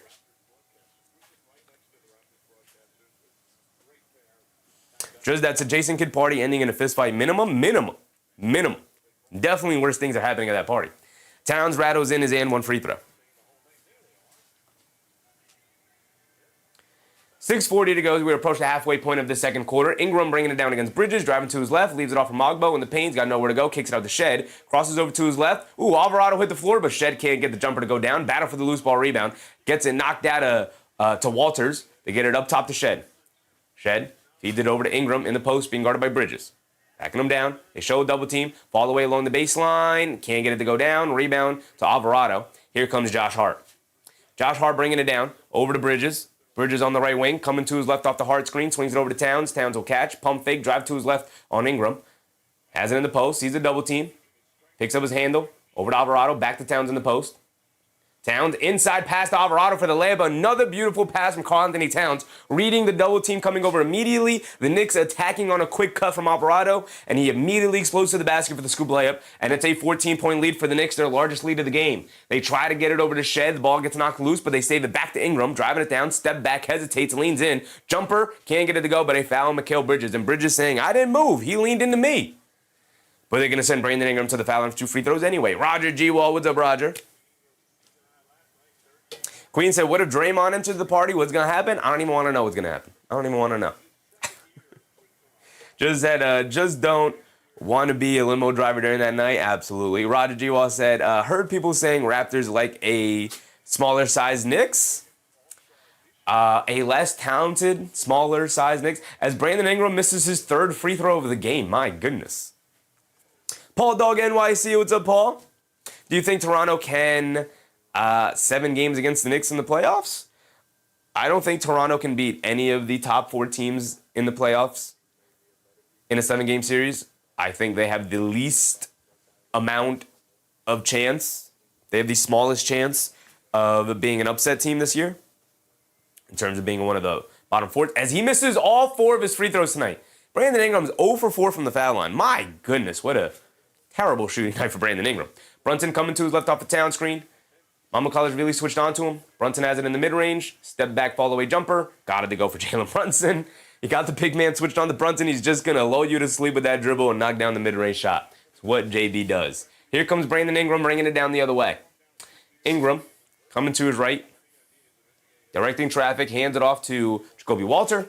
Hands it back off to Ingram, being guarded by Bridges, driving to his right along the baseline. Kicks it out to Mama College pass fake, over to Shed, over to Walter. Walter puts up the 3. Good hustle from Josh Hart to get out there. Forced a tough contested shot. Rebound to Towns. Here comes Brunson. 16-point lead for the Knicks. Brunson up top. Brunson gets it over to Towns. Towns hands it off to Brunson. Brunson, jab step, coming to his right. Pump fakes. No look pass over to Alvarado. Left corner 3 for Jose. Throws up an air ball. Hit that pump fake, Alvarado. Catch it and drive. You got Mama College really closing out to you. Dan Nation, what's up, Dan? They kick it over. Shed at left corner 3. Got it to go for Jamal Shed. You missed one on one end. Shed knocks down one on the other end. And instead of it being a 19-point game, it is a 13-point game. Jay Meadavern, what's up, Jay? Love Josh Hart. Amazing all-around game. His basketball IQ is above average. He can score when he wants to. Rebounds, assists, steals, blocks. He can, which is why when he plays poorly, it's frustrating. Towns down the lane trying to draw a foul. He doesn't get it. Gets his own offensive rebound. Tries to put it up. Finally gets the foul call. He's going to go to the foul line for 2 more free throws. Dominating the inside right now. 4:10 to go. Real Art Manifest. What's up, Real Art?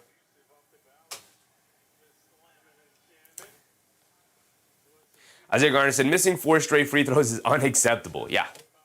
Yep. I have no words for 4 straight missed free throws, man.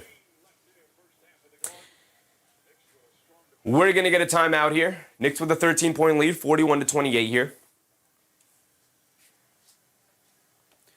Paul Urban, what's up, Paul? Ahmed said, is Bridges playing? Bridges is playing, and he's also out on the court right now. 5-1-1 for Mikal Bridges. Decent night for Mikal. Josh Hart with 0 points, by the way. He's yet to take a shot. 1 rebound, 1 assist. Karl-Anthony Towns is absolutely hooping here tonight. Might be on his way to yet another triple-double. 10 points, 6 rebounds, 4 assists for Karl-Anthony Towns. Really figuring out this offense, and the Knicks are really highlighting him now.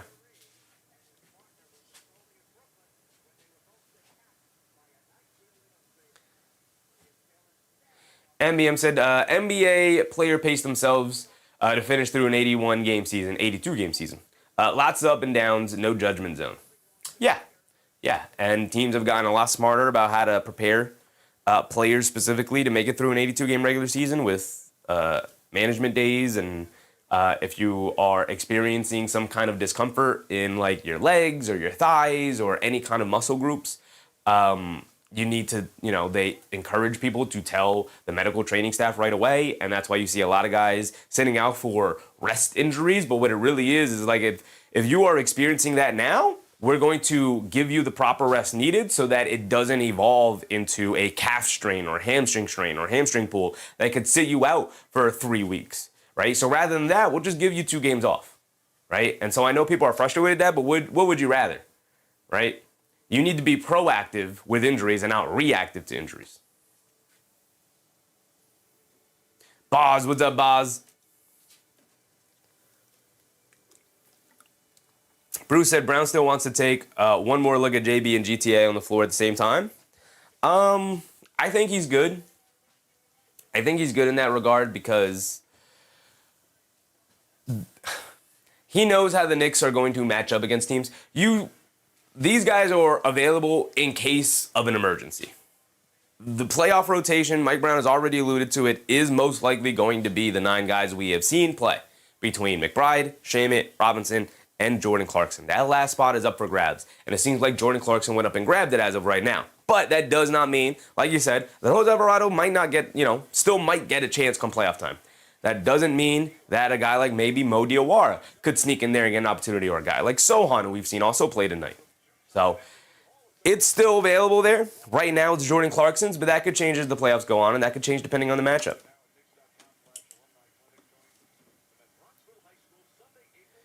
Ahmed said, I think I'll take all of the bad things I said about Cat. He's been hooping lately.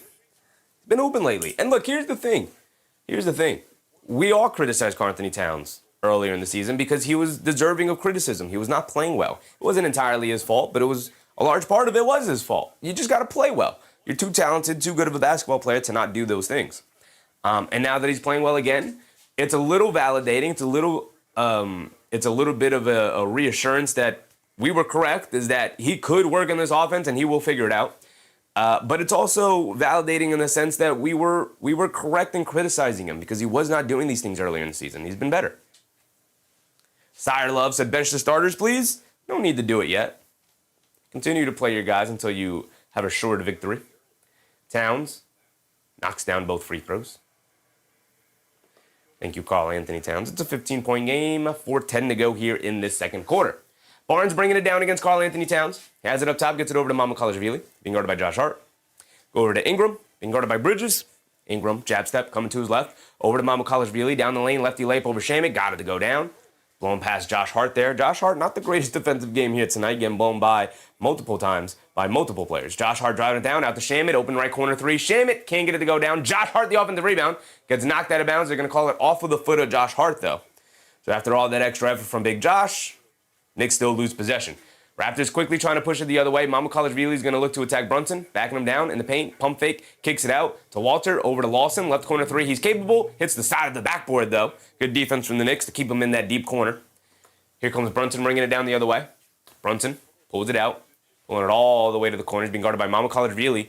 And it looks like Karl Anthony Towns was telling him, man, go isolate. Go get me a bucket against Mama Kalashvili. And Jalen Brunson did exactly that, knocking down that floater against Mamu there. Ingram has it up top, being guarded by Shamit.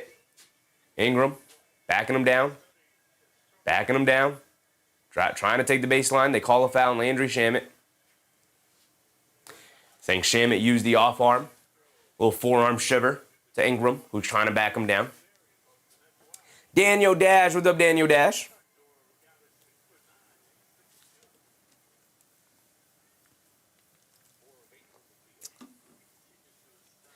Bernard Johnson said, all basketball players struggle. Some good nights, some bad nights.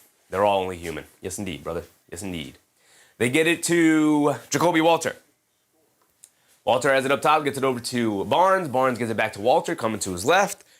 Leaves it back off to Barnes. Barnes driving to his left against Towns. Great defense of Karl Anthony Towns. Barnes wanted the foul call. He didn't get it. Struggling with his handle. And it's a shot clock violation. Excellent defense. Excellent defense from Karl Anthony Towns. Slide on them feet, baby. Slide them feet. Just that's a Judge strikeout again. It's early in the season. We don't got to worry about that too much right now. But yeah, that sucks.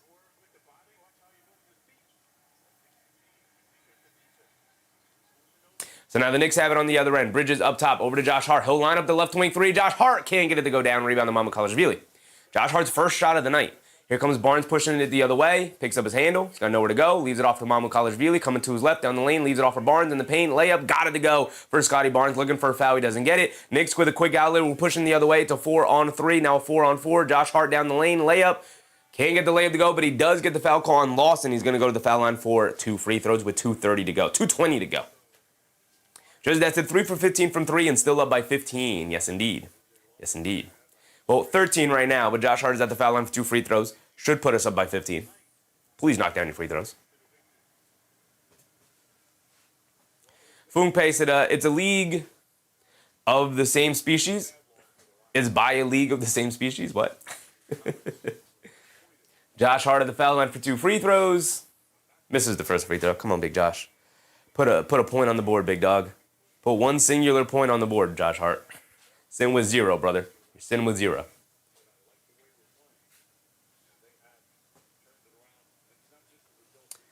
Jay said, Luka done for the season, including the playoffs. We don't know entirely yet, but it's seemingly, typically, historically, that injury will sideline you for about 3 weeks.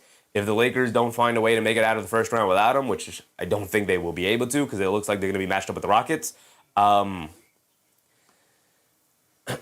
he might be done for the season. But maybe he'll try to rush it back for maybe a game 6 or a 7. Ingram gets to the mid-range, knocks down the mid-range shot over Karl-Anthony Towns. Josh Hart did knock down the second free throw at least. And why is my score so off? It is 34-46. Josh Hart hit the free throw, and I forgot to give Barnes the layup previously. Brunson turns it over off a double team, trying to slip the pass inside, gets knocked away. Ingram Euro steps down the lane, finger roll layup over Bridges, got it to go, and it's back to a 10-point ball game. And Josh Hart walking it down the other end. Josh Hart has it up top. Gets it over to Towns. Towns being guarded by Barnes. Inside pass to Brunson, rolling to the rim, draws a foul on the pass attempt, so it's a foul on the floor. I don't think the Knicks are in the bonus.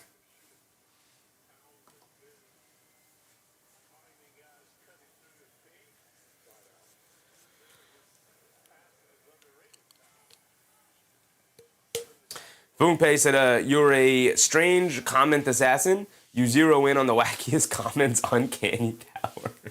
I'm calling the game, and then I look down at the comment section, and I read the ones that pop up. That's it. Towns hits Shaman, cutting to the basket. Good defense from Walter. Forces him to kick it back out. Towns a deep three. Can't get it to go. Didn't really love that offensive possession or that shot there. But here come the Raptors pushing it the other way. It's a 10-point game. Ingram coming to his left. Pump fakes, gets it over to Mamukelashvili. Extra pass to Shed. Shed, another three. Shed comes up short on the three-point attempt. Towns battling for the rebound. Almost tipped it up and in. But he's able to secure it. They get over to Brunson up top. Brunson and Towns look like they want to run a two-man game. Coming to his right after Towns screen. Brunson on the right wing. Pull-up three over Mamukelashvili. Got it to go for Jalen Brunson. And as long as it's over the outstretched hands of Mamukelashvili, Brunson is in the zone. I don't think he's missed a shot when being guarded by him so far here tonight. Even though Mamukelashvili is rising up and contesting well. Mamukelashvili in the paint now against Karl-Anthony Towns. Excellent defense from Towns, not to foul and also not to go for the pump fake. Forces a bad pass out, and Bridges able to pick it off with a steal. Bridges up top, hits Towns, cutting to the rim for the layup, and gets chased down, blocked, but it's a goal 10, and that's 2 points for Karl-Anthony Towns. This time, the beneficiary off the pass from Mikal Bridges on the backdoor cut. Karl-Anthony Towns has been the one hitting all his teammates with backdoor cuts here tonight. Bridges rewarding the big man for keeping moving like that. Excellent play from the New York Knicks to retake a 15-point lead just like that. 5 quick points for them. And it's 30 seconds to go here in this second quarter. Ingram has it up top, being guarded by Bridges.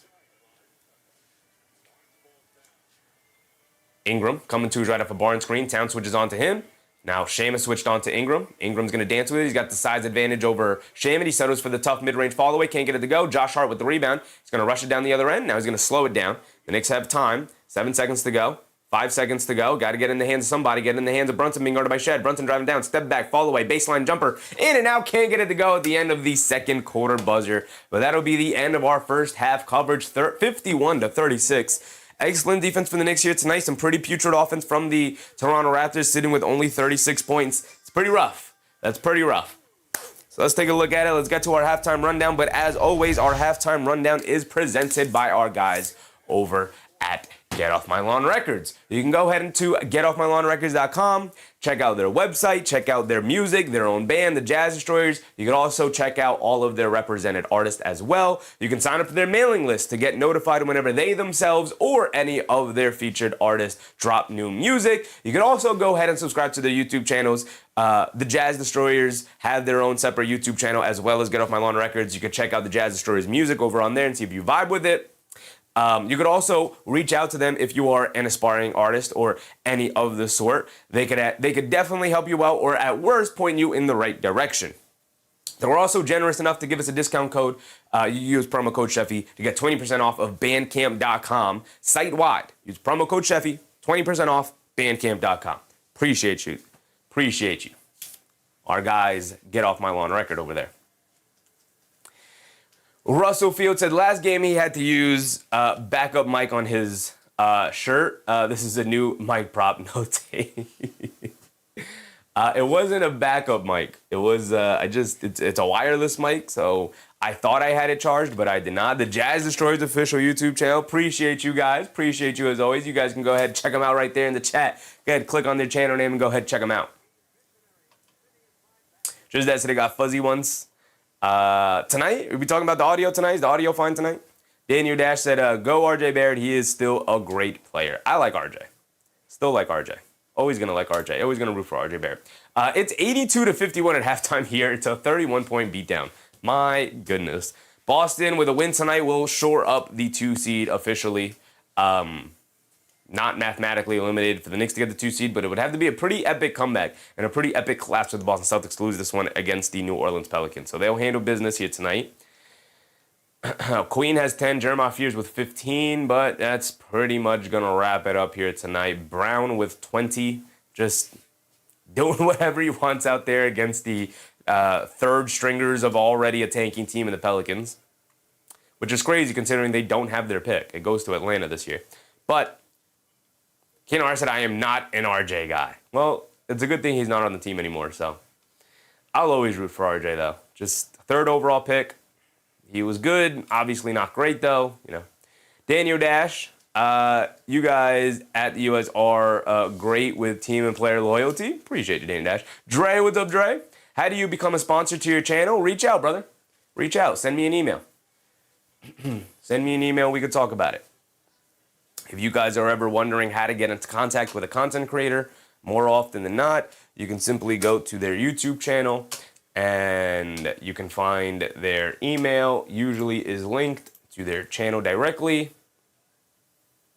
So you can see up here. I'm staying in the way, but you can see up here. It's linked. And you can click here to view the email address that is attached. That is the business email of this YouTube channel, of the community here. So you can do that if you truly want to reach out. So let's go across the league real quick. Pistons taking on the Hornets. This is indeed a playoff level matchup here tonight. Both teams fully healthy going at it. The Miami Heat taking on the Wizards. That's only a 14-point game after an early big lead for the Miami Heat there. The Hawks taking on the Cavaliers, but the Cavaliers are sitting Donovan Mitchell and Jared Allen. So the Atlanta Hawks taking full advantage here tonight. It would benefit the Hawks to win. They want to continue to win. If the Raptors lose and the Hawks win tonight, it would all but shore up the Toronto Raptors taking on the New York Knicks in the first round, although it is also possible for the Orlando Magic to sneak up there to play the Knicks in the first round. That would be interesting. Hoobian, what's up, Hoobian? I love Gravity Falls. Shout out Gravity Falls. Did that come up on the YouTube channel? 76ers taking on the Pacers there. You know, I said, looks like my Hawks, Heat, Bucks parlay looks good. The 76ers taking on the Pacers. No Joel Embiid. They're locked in a tight one. Rooting for the Indian Pacers to pick up this victory, man. Desperately rooting for the Pacers to win. My goodness, come on, Indiana. Need Indiana to pick up that 20th win of the season and get to the point where they might fall out of that top 5. Give that pick up to the Clippers, baby. Gotta root for it. Gotta root for it. The Chicago Bulls are taking on the Orlando Magic here tonight. I guess it would benefit the Knicks if the Magic lost. I guess if we truly want to play Toronto in that first round, we'll see how this game goes out. Honestly, it could go either way. It's not that big of a deal whether they play the Raptors or the Magic in the first round. The Nets taking on the Bucks. A bit of a nothing game here. The Bucks are up big against the Brooklyn Nets, though. Croywin, what's up, Croywin? Kinar said Cooper Flag, a double-double looking bad. I did not think Wemby would play much. Is Wemby playing? He's trying to get those 20 minutes. Is Wemby playing? Wemby is playing. He's got to get those 20 minutes. I would not be surprised if he gets to minute 20 and they sub his butt out of the game, playing with the injured ribs.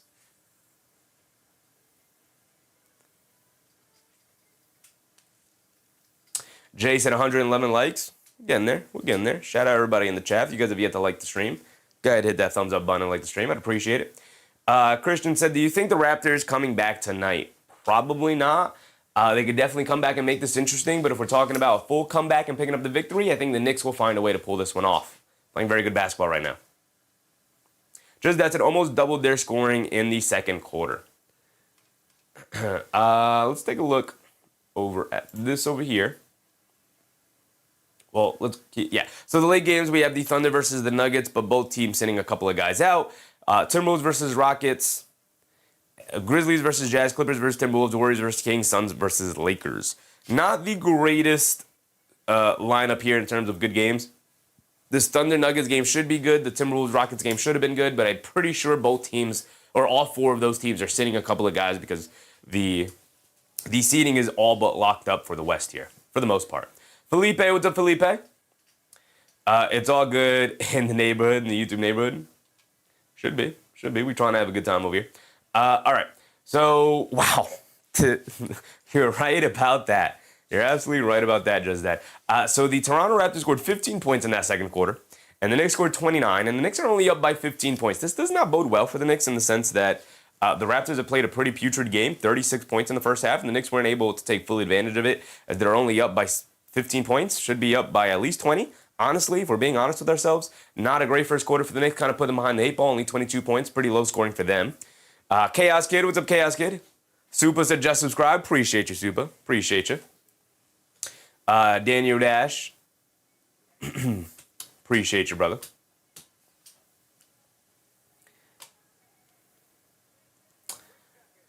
We could take a look at the box score and go through everything. Then we could check out the standings and see where all the teams stand.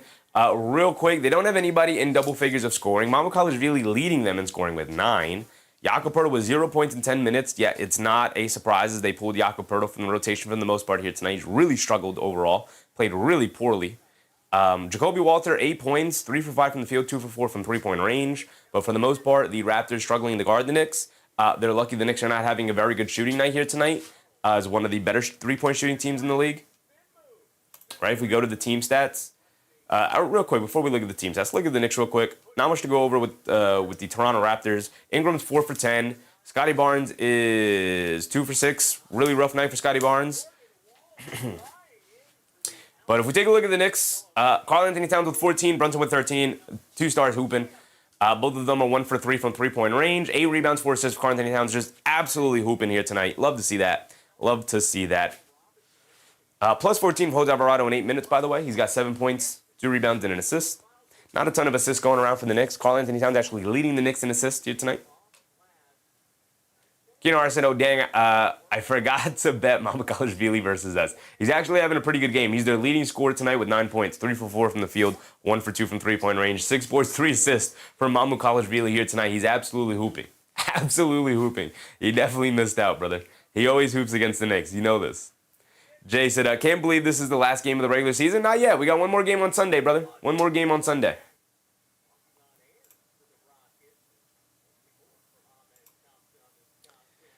We wanted to check out the Knicks team stats here. And then we'll check out the standings. So the three-point shooting, 4 for 18 from the Knicks, 4 for 13 for the Toronto Raptors. The difference here, in that it's even, is that the Knicks are a better overall three-point shooting team than the Toronto Raptors. So being tied with them in the three-point game, but also being up by 15 points, bodes well for the New York Knicks. Will probably shoot it better in the second half. They're only shooting 22% for three-point range. They'll shoot it better in the second half, and then the game might really blow open there. 4 for 10 from the three-point line for the Toronto Raptors is absolutely brutal here tonight. Assists, 11 to 12. Everything's going to be pretty much roughly the same. Knicks slightly better on the glass. But we're tied in the offensive rebounding game, 3 to 3. No Mitchell Robinson tonight. Overall turnovers, 9 turnovers for the Raptors, only 3 for the New York Knicks. Where are we at? Only 3 for the New York Knicks up there. Outside of that, points in the paint, 26 to 16. Knicks dominating that as well. So, and they've led for 91% of the game. The largest lead is 16. Largest lead for the Raptors is 1. All signs pointing to the New York Knicks pulling this victory off here tonight. Not really much to go over in that regard. I'm really not too worried about the outcome. The Knicks are likely to go 5-0 against the Toronto Raptors here tonight. It's kind of where it's trending so far. Jay said, cool, I'll be tuning in on Sunday. Yeah, so there's a new tradition in the NBA going back. I believe this is the 3rd season they're doing it, maybe the 2nd or 3rd season, where they schedule every single team to play at the exact same time, the exact same day. So every single team will be in action. All 30 NBA teams will be in action tomorrow. Not tomorrow, on Sunday. No games tomorrow because every team will play on Sunday. And that will be the final day of the regular season. So we'll try and see if we can do a doubleheader on Sunday there. We'll see. We'll see. Just that said, maybe younger, but these years are much better than the last 20 years combined. Just that said, season has to end on Sunday in the NFL. It does indeed. Does indeed. And we can look at the standings now. Take a look at the standings. So we know the Knicks are likely locked into 3 with Cleveland on their way to a loss. and Boston on their way to a win, the Knicks will be essentially locked into the 3 seed here if that were to take place. So the Pistons have already locked up the 1 seed. If the Celtics win tonight, which they're leading by 30 points at halftime, they will lock up the 2 seed. If the Cleveland Cavaliers lose tonight, they will lock up the 4 seed, and the Knicks will lock up the 3 seed. So the top 4 seeds will be decided. The only thing left to decide will be the bottom 8 teams, or bottom 6 teams. Bottom 8, bottom 6 teams, or bottom 4 teams, depending on how the play-in goes. So we know the Miami Heat will end up in the play-in, but the Hornets, the 76ers, the Magic, the Hawks, the Raptors, all vying for these final 5 and 6 slots to get out of the play-in tournament. It is all possible that the teams could climb out of it. The Charlotte Hornets locked in a title win against the Detroit Pistons here tonight, which could be a first-round preview, depending on where the Charlotte Hornets end up falling here during the play-in tournament. They could end up the 7th seed. They could end up the 8th seed. We'll see how it turns out. Same with Philadelphia. No Joel Embiid for the foreseeable future this season. He could be out for the remainder of the season, depending on whether or not the 76ers could find a way out of the first round without him. And I don't know if I favor the 76ers against any of the top 4 teams without Joel Embiid. Then you have the Orlando Magic, starting to come on a bit strong here toward the end of the season after a really rough stretch the last couple of weeks that knocked them all the way down to the 10th seed at one point. But they found their way back. They could still possibly end up as the 5 or 6 seed, depending how the final couple of games go here for both the Raptors and the Hawks. The Raptors likely to lose here, who are currently sitting as the 5 seed. If they do lose, they'll be tied with the Orlando Magic. I guess we're going to have to check out the Orlando Magic and the Toronto Raptors matchup this season to see who holds the tiebreaker. So if we go here, when was the last time the Orlando Magic played the Toronto Raptors? All we have to do is find one of these games. Toronto, where are you? Toronto. Here we go. So if we click on one of these games between the Toronto Raptors and the Atlanta Magic, we scroll all the way down, we find the matchups this season. Toronto leads it 1-0. How's that possible? Well, they lead 2-0 or 2-1. Why Toronto does not lead the season 1-0? So Toronto leads the season 2-1 here. So they have the tiebreaker over the Orlando Magic. And that was decided not too long ago, March 29th, a couple of weeks ago, about a week and a half ago. And so Toronto holds the tiebreaker over the Orlando Magic. So even if the Toronto Raptors lose today and the Orlando Magic win, the Toronto Raptors will still hold on to that 6th seed, and Orlando will fall to the play-in, will remain in the play-in. But obviously, this is going to go down to the final game of the regular season as well. My goodness. My goodness. John said, Coach MB is on the way to a good first season with the Knicks. Let's see how the playoffs go eventually. Yep. And it was always going to come down to the playoffs for sure. Duda Daily said, once again, I'm right. Knicks are going to win. I hope so. They are indeed on their way to doing so right now. And I don't have too much worry about tonight's matchup. So hopefully they'll pull it off. Queen said, does OKC have the first seed? OKC does indeed have the first seed out there in the West, but pretty much everything is locked up in the West, right? So the Oklahoma City Thunder have locked up the best record in the NBA. San Antonio is right behind them with the second best record. The Denver Nuggets sitting at 3. They could possibly fall down to 4, depending on how these last 2 games go for them. They could possibly fall down to 5, depending on these last couple of games go. But Minnesota's locked into the 6th seed right now. So, honestly, it's kind of dependent. Denver might want to lose some of these games here to fall down, funnily enough. So, Denver will be sitting some guys. OKC will be sitting some guys because they have nothing to play for. My bad. They have nothing to play for. They're resting everybody. So, Denver might actually want to lose tonight's game so that they are not matched up with the Minnesota Timberwolves in round 1. Even if they are, I would actually pick the Denver Nuggets this season.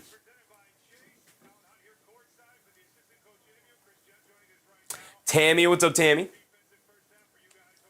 All right, here we go. Looks like we're going to start the second half. But, yeah, everything here is pretty much locked up. The only thing still left to decide is the 8 and 9 seed between the Clippers and the Blazers. The 4 and 5 seed between the Lakers and the Rockets, which is funny because all this is dependent on who gets home court. These teams will likely match up anyway. But also that 3 seed is still also up for grabs. So again, Denver might want to lose on purpose to fall down to actually play the Lakers or the Rockets in the first round rather than play the Minnesota Timberwolves. But if you're like me, you win out your games and you play who you end up playing. The Denver Nuggets are on a 10-game winning streak in order to get up to that 3 seed. Funnily enough, putting themselves in that situation. The Jazz Destroyer said, these offseason trade rumors about Giannis have me nervous. Mike Brown is like Ted Lasso, and I worry Giannis is going to be like Zaza. I haven't seen Ted Lasso, so I don't get the reference. But the Shamus starts the second half, by the way. Who's out? OG Anunoby? No OG Anunoby in the second half. Bridges misses the wide open right corner three. The Giannis situation will play itself out dependent entirely on how the Knicks play come close season time, right? If the Knicks have a come up short and have an embarrassing loss at some point, they will look to move some pieces to make a championship run, an actual championship run. So we'll see. We'll see. Those offseason questions will be saved for the offseason for now as we approach the playoff run. Brunson down the lane, scoop play with the right hand, got it to go down for Jalen Brunson. OG Anunoby turned his ankle in the first half, so he's done in the game. I don't fully believe that. I think it's precautionary, and they're just going to hold him out in the second half here because they feel like they have this game wrapped up, and maybe he's dealing with a little bit of ankle soreness or whatnot. Jacoby Walter gets a foul called on Jalen Brunson. Brunson can't believe the late whistle, but Jacoby Walter will go to the foul line for 2 free throws. Who being said, is this a me problem, or are you guys, your guys stream lagging? Is anybody stream lagging? Let me know. Let me know. Anything going on my end? When I look at it, everything seems to be in good health. If I go to stream health, everything's healthy, everything's fine, everything's normal on my end. Maybe try refreshing the page and let me know if it's still lagging for you, brother. Jacoby Walter misses yet another free throw here for the Toronto Raptors. They've been absolutely putrid from the foul line. My goodness. John Corley said every game tonight, a team is getting smoked. It's a weird night for sure with some teams sitting guys, some teams going really hard because of playoff positioning and playing positioning. So, Mad Rex is stream smooth. All right. You might have to refresh your stream, Hubian. Dave Lulo, no good. You're good, no lag. All right, cool. Good to know. Thank you guys. Jacoby Walter did knock down the second free throw, and then Brandon Ingram picks the pocket of Mikal Bridges. He's going to go down the other end. He's going to miss the little floater. Jakob Poeltl, the offensive rebound. Pump fake, goes up, flips it up and in, and gets it to go down. A quick three-point run there for the Toronto Raptors. So it's 39-53. It's down to a 14-point game. Shamit bullet pass inside the Bridges. A bad pass, but Bridges able to recover it. Pulls it back out, being guarded by Barnes. Up top to Brunson. Going to run the two-man game with Towns. Coming to his left off the Towns screen. Pump fake. Gets it over to Towns. Towns up top. Jab step. One-legged fall-away jumper. High arcing over Poeltl. Looked like maybe Poeltl got a piece of it, but it didn't matter because it ends up being a shot clock violation. Ball back to the Toronto Raptors here.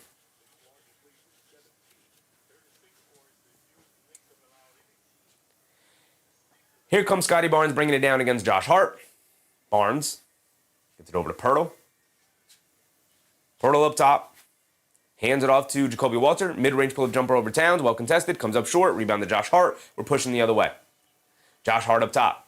Cross-court pass to nobody. Gets knocked out of the air. What are we doing, y'all? What are we doing? Now we're racking up the turnovers. Here comes Barnes. Middle of the lane. Floater. Got it to go. What are we doing? What are we doing? A pretty poor start to the third quarter here for the New York Knicks. Aisha with the Aisha. I just finished swimming class. Shout out to you. Swimming's great for you. Brunson has it up top, coming to his left off of Josh Hart's screen, but they call a foul on Barnes, pushing Josh Hart into Jamal Shed there. Jamal Shed takes a hard hit. Ahmed said, do you think Luke is going to be out of the Lakers this season? I think it's highly probable that Luka Doncic is done for the season, but not impossible that he'll come back and try to make a return if that series does indeed go 6 or 7 games, and that's obviously going to be heavily reliant on LeBron James, because there's also no Austin Reeves. Brunson has it up top off the inbound. In the high post, right wing, being guarded by Shed. They show a double team, now they retreat. Brunson backing him down, across the lane, throws up the floater, comes up short, but gets the friendly roll and gets it to drop down. Here comes Jamal Shed bringing it down. Quickly attacking Shaman off the bounce, leaves it off for Jacoby Walter. Walter up top, coming to his right, swings it over to Barnes, down the lane, puts up the floater in the paint again, and he rattles it in again. 2 straight shots from the same exact spot. 55-43, 9 minutes to go. Brunson gets it over to Towns. Towns up top, leaves it off for Brunson. Brunson pulls it out. Brunson up top, being guarded by Jakob Poeltl, crosses over to his right, down the lane, in the paint, gets caught in the air, kicks it out. Tried to kick it to the corner for Josh Hart. Josh Hart, you got to be in that corner, brother. Got to be in that corner. Brunson had nowhere to go, got himself caught in the air. It's always going to be on the passer, though. Bad pass from Brunson, got himself too caught under the rim in the paint there.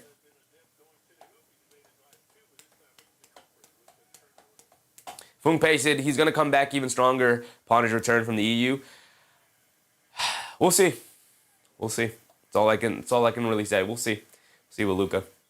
There's really not much you can do to recover that much faster from a ligament tear like that. Lawson misses a right corner three. Towns trying to save the rebound, but he was out of bounds when he caught it. And it's going to stay here with Toronto. David Hodge Jr. said, Raptors lose. They're going to be tied with Orlando for the 6th seed. And they hold the tiebreaker, David. They hold the tiebreaker over Orlando, so they will have that 6th seed and be matched up with the Knicks for the playoffs. And if the Cavaliers lose, which it looks like they're going to, and the Celtics win, which it looks like they're going to, the Knicks, Celtics, and Cavaliers will be locked into that 2-3-4 situation that they're in already right now. Lawson tries to cut back door, couldn't handle the pass. Brunson knocks it loose. Josh Hart bringing it down, leaves it off Karl Anthony Towns down the lane, takes a bounce, and he throws it down over Jakob Poeltl. Give it to me, big cat. And he's got to throw a little flex to the camera, too. You deserve it, brother. Here comes Scottie Barnes down the lane. Lefty layup, smokes it. Rebound to Josh Hart, bringing it down the other way, over to Brunson. Hit ahead to Shamet. Shamet taking the baseline. He's got an open lane. He throws it down with two hands, and it's a 16-point lead for the Knicks. And we're going to get a timeout for the Toronto Raptors. Zane said, safe to say the Knicks own the Raptors at this point. LOL. Nick Anto is crazy. Yeah, the Knicks have this is already the 5th matchup between these two teams this season. They usually play 4 times a year, and this is the 5th matchup because they had an extra game brought onto them via the in-season tournament. So this is already the 5th game, and the Knicks are already 4-0 against them this season. All of them coming by double figures as well, by the way. So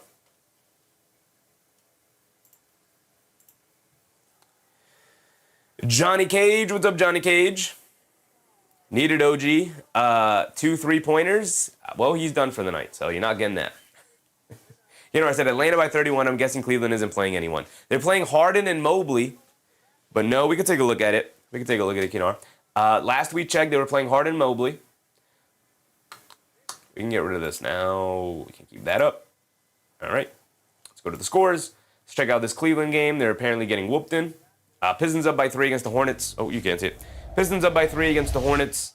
End of the 3rd quarter there. This will be interesting to keep an eye on, see if Charlotte could actually pull off this victory.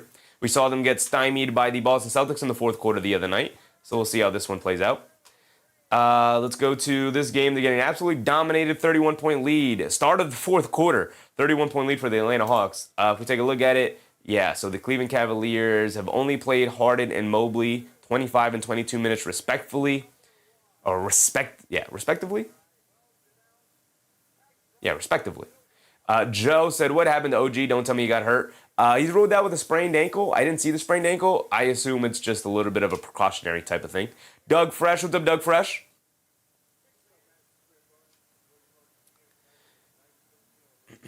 Yeah, so they have Tyson back. They have Strus, Harden, Mobley, Wade. The only guys not playing tonight, a couple of guys off the bench not playing, though, as well. Right? Am I missing somebody? I think that's pretty much their rotation. But no Donovan Mitchell, no Jared Allen. That does not mean you lose by 35 points. This number continues to rise. Start of the 4th quarter. My goodness. There's losing and there's getting embarrassed. Don't get embarrassed. Delay plays. What's up, delay plays? Wait, why is he done? OG is done for real? OG is done for the night. He did not start the 3rd quarter. He is ruled out for the rest of the game. And the Atlanta Hawks played everybody because they want to obviously win the game. It's very important for them to do so. They're absolutely hooping on the Cleveland Cavaliers here tonight. 33-point lead right now. My goodness.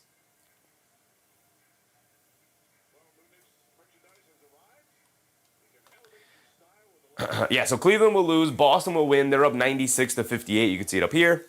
Up 96-58. So the 1, 2, 3, and 4 seeds will be locked in after tonight. Here we go. We're back into it. Barnes has it up top, being guarded by Josh Hart. Shovels it out to Lawson. Lawson being guarded by Towns. Dancing with it. Crossing over to his left. Down the lane. Draws the foul. He's going to the foul line for 2 free throws. We have just under 8 minutes to go here in this 3rd quarter. Lana Mona said, hope OG is okay for the playoffs. I didn't see the injury. He played to the final buzzer of that 3rd quarter. So I don't think it's anything too serious. It might just be a precautionary type of thing. Bruce Fowler said they can give Harden all the rest he wants. Won't change the 4th quarter. Very true.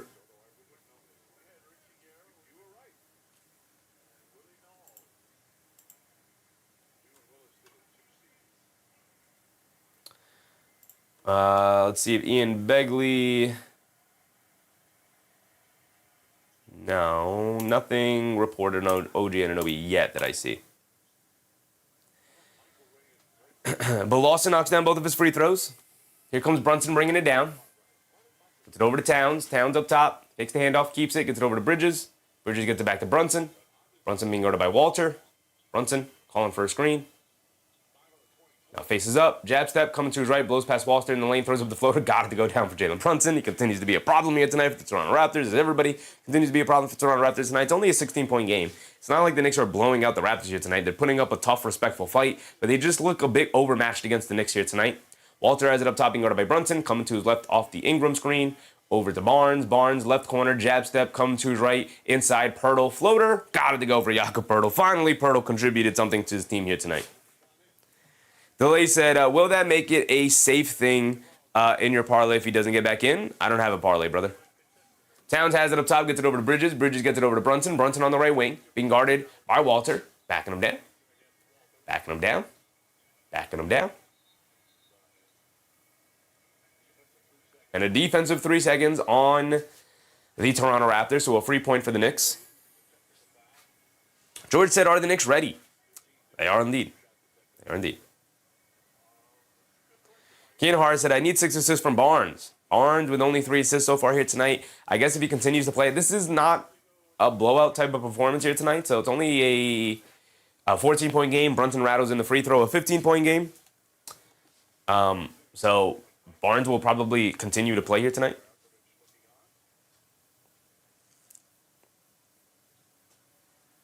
MBM said, we can set our starters now. Game means nothing now. Let the young guns catch some playing time. Bridges down the lane, kicks out the Shaman. Yeah, I definitely hope during the fourth quarter here we start to... I mean, the Knicks don't know that. You know, that's the thing. Bridges has to shoot the follow-away jumper with the shot clock winding down, comes up short, rebound to Lawson, here comes Walter. You still don't necessarily want to lose this game, right? They get it inside the Barnes. Barnes being guarded by Josh Hart down the lane, puts up the jumper over him, can't get the friendly roll. Rebound to Towns. Here comes Jalen Brunson, bringing it down.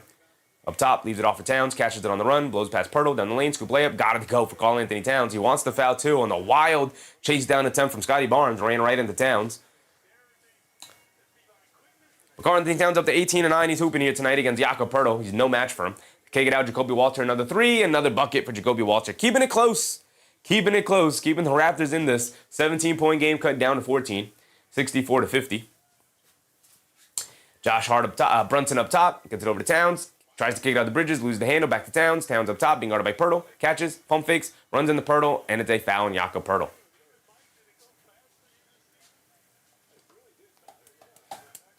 Bruce Fowler said, I miss Mo. I was just thinking about Mo Diawara, and if he can get into this game here tonight. I hope so. I hope we see some Mo. Hubian said, how many games till the playoffs? After tonight, Hubian, we only have one more NBA night, and that is Sunday. No games tomorrow. Even if I wanted to stream a game tomorrow, there are no games on tomorrow.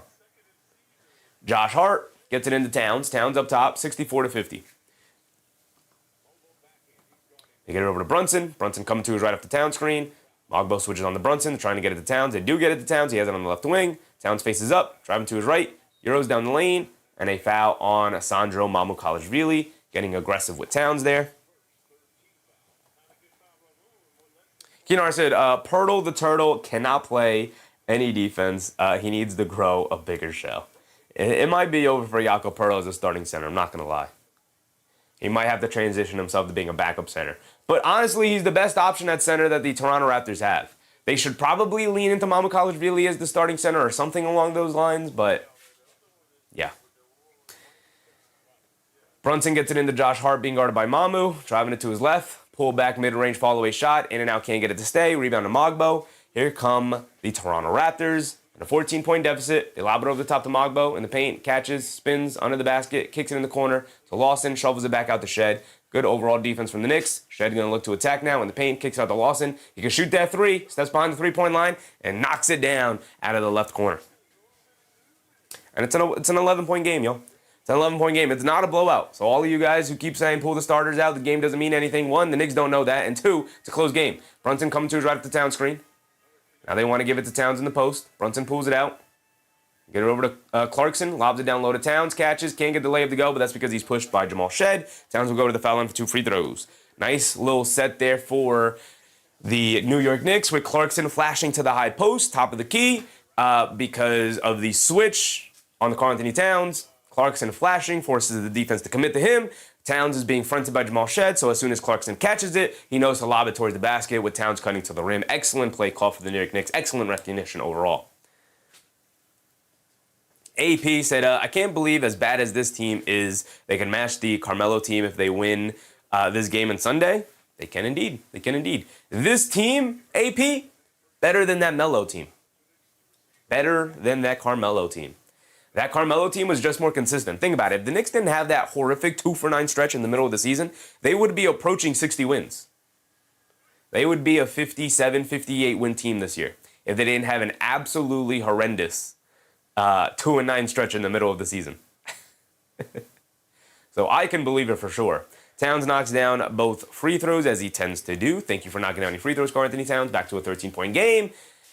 Under 5 to go here in this third quarter. Jamal Shed down the lane against Josh Hart. Layup got it to go. Kane R said, who had Dyson Daniels with the triple-double tonight? Weren't we saying he needs more well-rounded game just the other day? I mean, he does average 12, 6, and 6, so he's capable of getting a triple-double. In a blowout tonight, yeah, I could see it. I could see it. Towns with a beautiful kick out to Clarkson, who misses the left corner 3. Jordan Clarkson, we need you to knock down some threes, brother. Brandon Ingram Euros down the lane and throws down a one-handed hammer in transition. It's now a 9-point game, guys. Knicks taking their foot off the gas pedal. Mike Brown makes some substitutions, get somebody out of this game. Brunson and Towns have played the entirety of this third quarter, and you're giving up the lead. Pull them out of the game. Brunson isolating against Jamal Shed. He has him in the post, backing him down, backing him down, backing him down. Sees a double team, fades away from it, and he knocks down the fall-away jumper, because that's what Jalen Brunson is capable of doing. Jalen Brunson tonight with 20 points. Karl-Anthony Towns tonight, 20 points.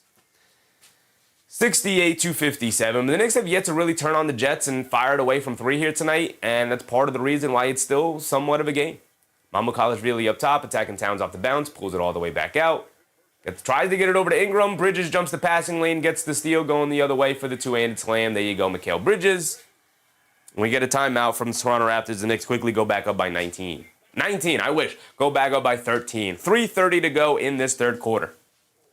Bruce Fowler said, I think the Celtics will be under a lot of pressure in the first round. Depends who that matchup will be. Probably the Atlanta Hawks. Here's the thing. The New York Knicks, the entirety of the time they've been in the playoffs, the New York Knicks have consistently played really tough first-round matchups. I would absolutely adore it if the Knicks could finally get a favorable first-round matchup. Think about it. Last year, in the first round, they played the red-hot Detroit Pistons, and that was a tough 6-game series. The year before that, they played the absolutely ready-to-go Philadelphia 76ers. I know Joel Embiid was not healthy for that series, but a tough Philadelphia 76ers team, and that went 6 games, and it was arguably the best first-round matchup of that year. The year before that, who did they play in the first round? Let's see if I can remember it off the top of my head. First-round matchup was against... Who did they play in the first round? A couple years ago. My goodness, I can't remember. I know they lost to Miami. Oh, no. They lost to Indiana in the second round. No, that was... So last year, they played Detroit. They beat Detroit in the first round. They beat the Heat. They didn't play the Heat in the first round, though. They played the Heat in the second round. Right. So here's the thing. First year in the playoffs during this era, they played the Hawks. The Cavs, they played the Cavs in the first round. There it is, Isaiah Gardner. They played the Cavs. So the first year they played the Hawks, and that's when they lost in 5 in the first season with Julius Randle and R.J. Barrett in the second season. And then the second year, they played the Cavs, and that's when everybody was picking the Cavs, and then the Knicks shocked them by beating them up on the glass, and that was the big coming out party for Mitchell Robinson, and everybody figured it out. Then the following year, they played the 76ers. Then last year, they played the Detroit Pistons. So they've had a tough matchup. They had the Cavs, tough 6-game series. They had the 76ers, tough 6-game series. They had the Pistons last year, tough 6-game series. If they could have an easy first-round matchup this year, please, basketball gods, an easy first-round matchup this year. maybe it wouldn't be so strenuous going into the second round and hopefully the conference finals before that. I said we lost to Trey. That was the first year. That was the first year with Julius Randle and R.J. Barrett in his second season.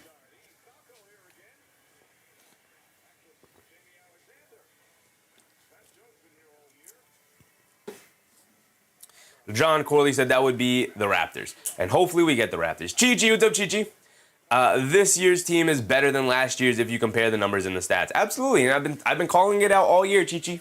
I've been calling it out all year. Every single measure, every single stat that you want to compare this team with, it favors this year's team. I said easy first round is Toronto, that's it. It is. It is. Orlando might also be that. Although I don't want to test that theory. Mo Diawar's in the game, by the way. There's our Mo Diawar, y'all. There's our Mo Diawar. Come on, Mo. You get an opportunity tonight. Show out. Show out, Mo D. Here comes Jamal Shed down the lane. Kicks it out to Lawson. Puts up the three over Brunson. Well contested. Can't get it to go. Rebound to Ariel Hukporty. Here comes Clarkson. All right. I like this unit out there for the Knicks. We got Hukporty, Brunson, Clarkson, Bridges, and Diawara. Knicks should be able to go off here a little bit. They swing it out. Brunson wide open right wing three. Line me up. There you go. Jalen Brunson got it to go. 16-point lead for the Knicks yet again. Can we pull away? Can we get a 20-point lead going to the fourth quarter? Please, por favor. I'd love it. I'd love it. Here comes Lawson bringing it down. Has it up top. Hands it off to Jamal Shed. Shed being guarded by Clarkson. Swings through to his right. Pocket pass to nobody. Bridges picks it off, pushing the other way. Hit ahead to Clarkson. Shovels it back to Hukporty. The beautiful finger roll layup. Beautiful transition play there for the New York Knicks. Bridges to Clarkson. Dropping it off to Hukporty. The big man running the court for the finger roll layup. You love to see it. It's an 18-point game. Ties the largest lead of the game for the New York Knicks. Can we get one more stop and one more score to get the 20-point lead? I'd love to see it. A little over 2 minutes to go here. They get over to Ingram. Ingram against Bridges. Dancing with it. Driving it down. Stops. Turns. Fall away out of the mid-range. Got it to go for Brandon Ingram. Oh, reliable right there for B.I. Here comes Brunson. Being guarded by Lawson. Brunson gets it over to Hukporty. Hukporty up top. Swings it over to Bridges. Bridges gets it over to Brunson. Brunson being guarded by Lawson. Brunson directing traffic. He's saying, get away from me, Hukporty. I don't need a screen. He's just going to rhythm dribble, pull up three, throws up an air ball. Maybe Lawson got a piece of it. Good defense from Lawson. A bad shot from Brunson. Hit ahead to Ingram. Ingram's going to dance with it against Mo Diawara. Up top to Mamukelashvili. Hands it off to Shed. Shed being guarded by Brunson. Now they get it back to Mamukelashvili in the post being guarded by Clarkson. Spins off of him. Right-handed floater. Can't get it to go. Battle for the loose ball rebound. Finds its way back to Lawson. Kicks it out to Mamukelashvili. Left corner three. Got it to go. And back to a 13-point game it goes. Come on, Knicks. Come on. Give me the 20-point lead already. John Corley said, you did wish for the 19. Well, I'm wishing for the 20. Brunson down the lane gets the layup to go over Mogbo on a nice finish at the rim. I will say, Brunson, as the season was going on, didn't finish as well around the rim as he usually did. He's starting to finish around the rim as we close out the season here. Had a really nice finishing game against the Celtics, and yet again here tonight, finishing well. Also a nice finishing game against the Hawks as we get primed and ready to go for the playoff run. Ingram knocks down yet another mid-range shot. We're under a minute to go here. Brunson walking it down. 13-point lead. Brunson up top. Swings it over to Clarkson. Catches it on the run. Throws a lob up top. Hukporty with the two-handed slam. Nice job from Jordan Clarkson and the Knicks attacking that zone of the Toronto Raptors. Looked like they were in a zone there at least. Go over to Ingram. Ingram being guarded by Bridges.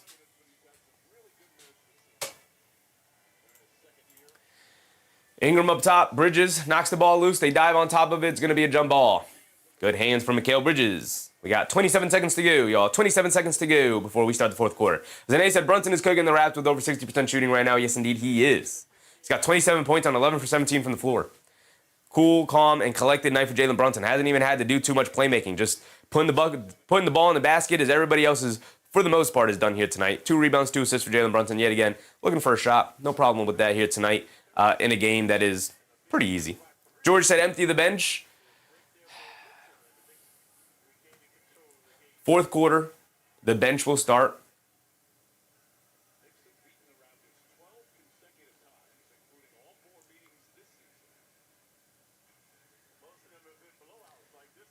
The Raptors win the tip. Mamukelashvili driving it down. Spins, inside Shed, floater. Throws up an air ball. Falls right into Brunson's hands. I'm going to let my timer tick out. We got 15 seconds to go. Brunson will hold it for what should be the final shot of the quarter. He's being guarded by Mamu Kalashvili. They show a double team over to Clarkson. Clarkson crosses over to Diawara. Right corner three. He's open. Can't get it to go. Got to get those to go down, Big Mo. I know you just came into the game. Hit a head pass. Diawara hustles down the court, picks it off, and that'll be the end of our third quarter coverage. 15-point lead for the Knicks, 79-64. I would say throw 12 minutes on the clock, made the best team win, but the Knicks will likely win this fourth quarter and put an end to this game here tonight. Not the most highly competitive game. Doing too much said, yes, we really need...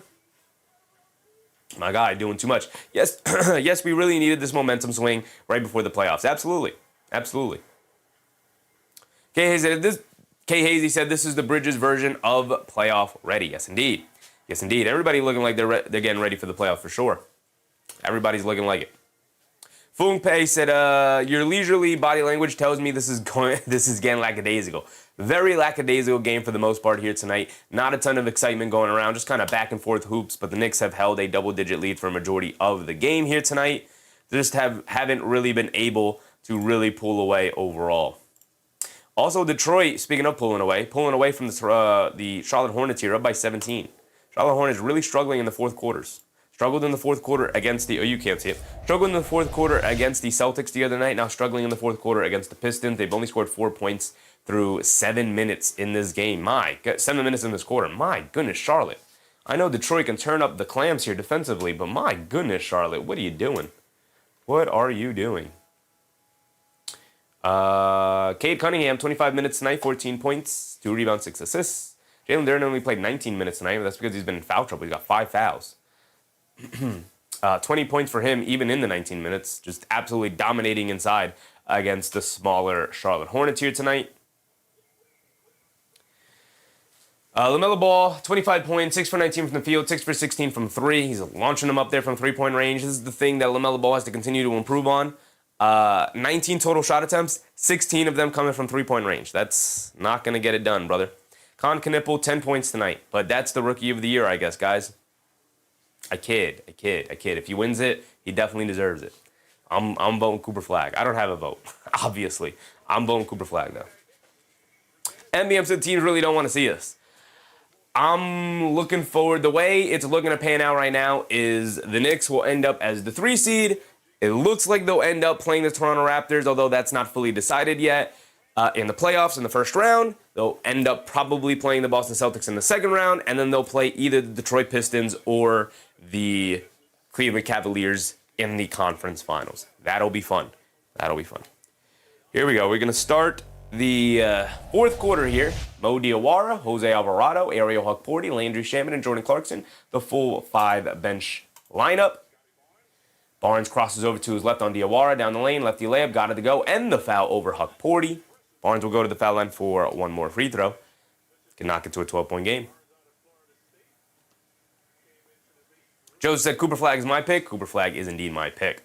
Kinar said Flag had 25 in the first half versus Wemby. I'm voting Cooper Flag, man. I think Flag is the better overall player.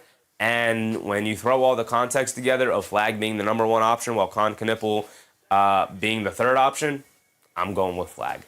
I'll tell you what, if Cooper Flag got to play with Brandon Miller and LaMelo Ball, man. Clarkson gets fouled going to the basket.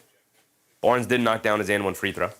So it's a 12-point game, 79-67. Clarkson going to the foul line for 2.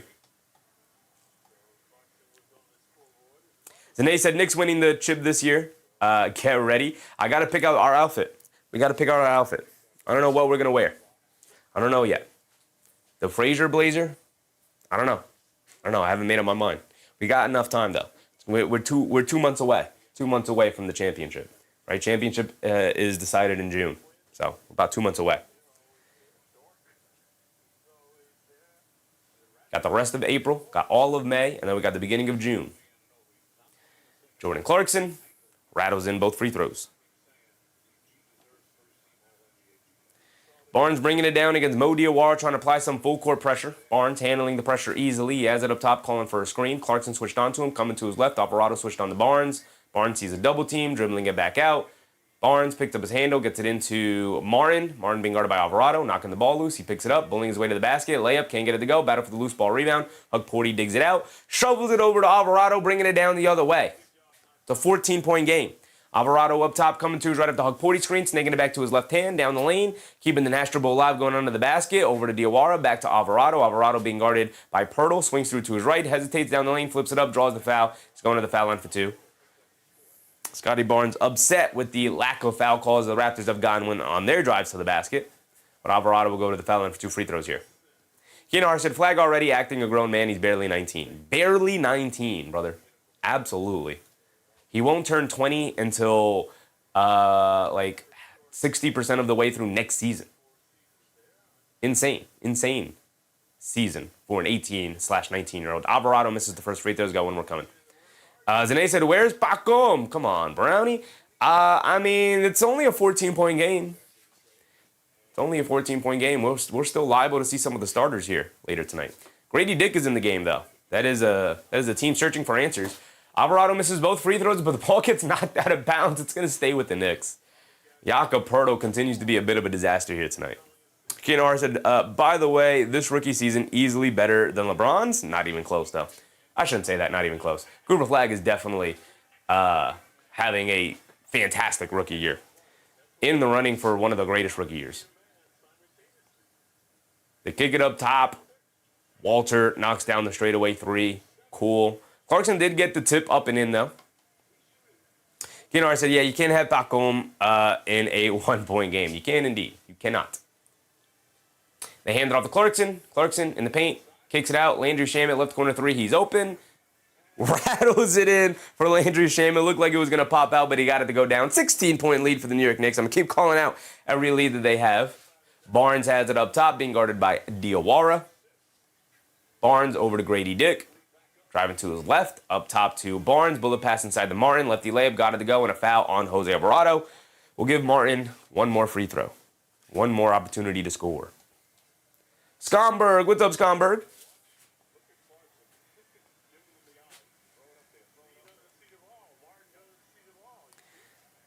All is well, Skomberg, all is well.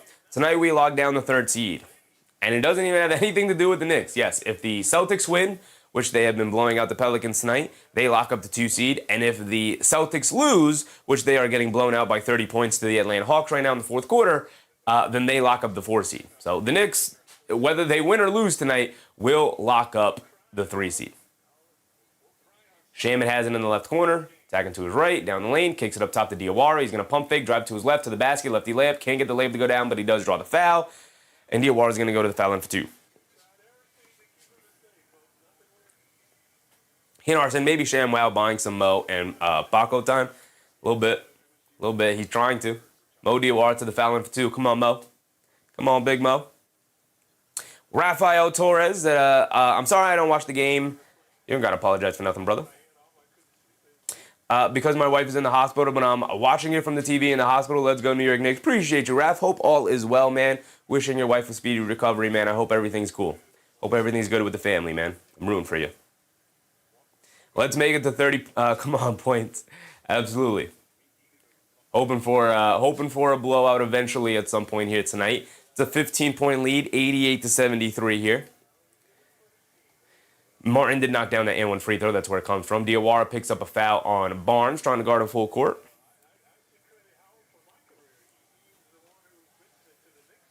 Just that's at Cat 29-4. Easy night for Anthony Towns. Semi-Pro, what's up, Semi-Pro? You're a Knicks fan? I am indeed, Semi-Pro. I am indeed a Knicks fan. We're going to get a challenge. Going to get a challenge from Mike Brown. I'm not going to lie, Mike Brown, we're trying to get up out of here. So.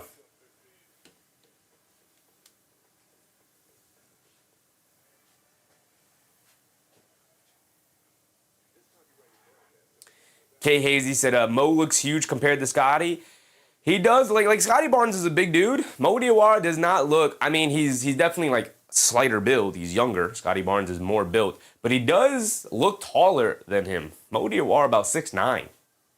As opposed to like Mikal Bridges, who's closer to 6'7", and OJ Anunoby closer to 6'8". Mo Diawara about 6'9". And in shoes, probably, getting close to around 6'10" there in shoes.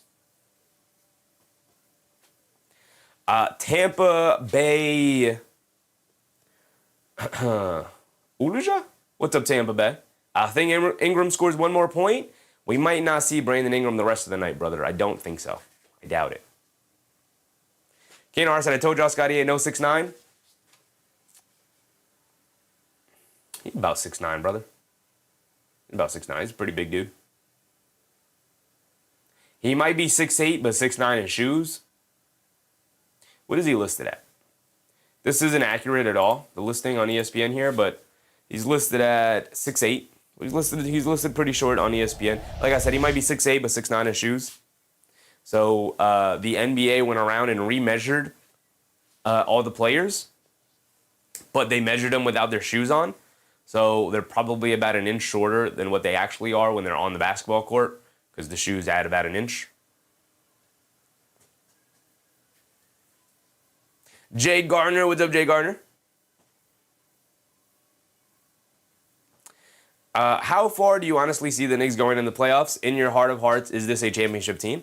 I've said it all year, Jay Gardner. In my heart of hearts, this is a championship contending team. They need a little bit of luck going their way, but they could absolutely win a championship for sure. KNR said he looks 6'7" to me.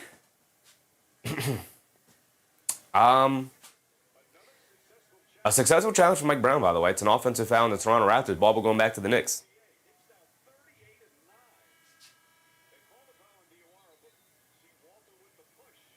And I don't know. He looks about 6'8", 6'9" to me. We're talking about an inch here. In height, probably does not matter that much. Part of the reason why he might look so small to you, Keenahar, is that he's consistently matched up with big men. Like, he tends to play a lot of small ball center, but also as a power forward for the Toronto Raptors, especially even when they have Sandro Mamukelashvili in the game. Like, he tends to pretty much be the center with Mamukelashvili being the forward. He tends to play down low a lot against smaller players, against bigger players, I mean, and that might make him look smaller. But I think he's about 6'9". He also hunches over a lot, I will say. He's constantly in a defensive stance, so it's hard to tell. I'm trying to watch it now. A step back three for Shamet, in and out, and it pops back out of bounds off of Hugporty. Ball's going to go back to the Raptors. Still 15-point lead for the Knicks. Keenar said we got to see him stand next to OG. It's a pretty good barometer. We know OG's about 6'8". I think OG's clearly bigger. I don't know about that. I don't know. I definitely wouldn't say clearly. He might be bigger.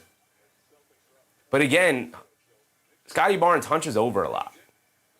Grady Dick wide open left corner, got it to go. It's a 12-point game. It's a 12-point game. We might be done with the starters, and I hope we are. I don't want to see the starters the rest of the night.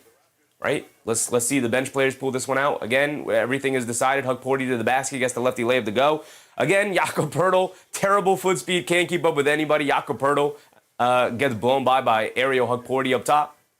Barnes dances with it against Shamet, crossing over to his left, leans in, throws a hug pass inside pass to Jakob Poeltl, who misses the little flip shot in the paint. Mo Diawara comes flying in, hit ahead to Hugporty down the lane, big one-handed hammer over Scottie Barnes. And the Knicks flex. And shout out Ariel Hugporty for the big hammer in transition there. That's a nice hit ahead pass from Mo Diawara.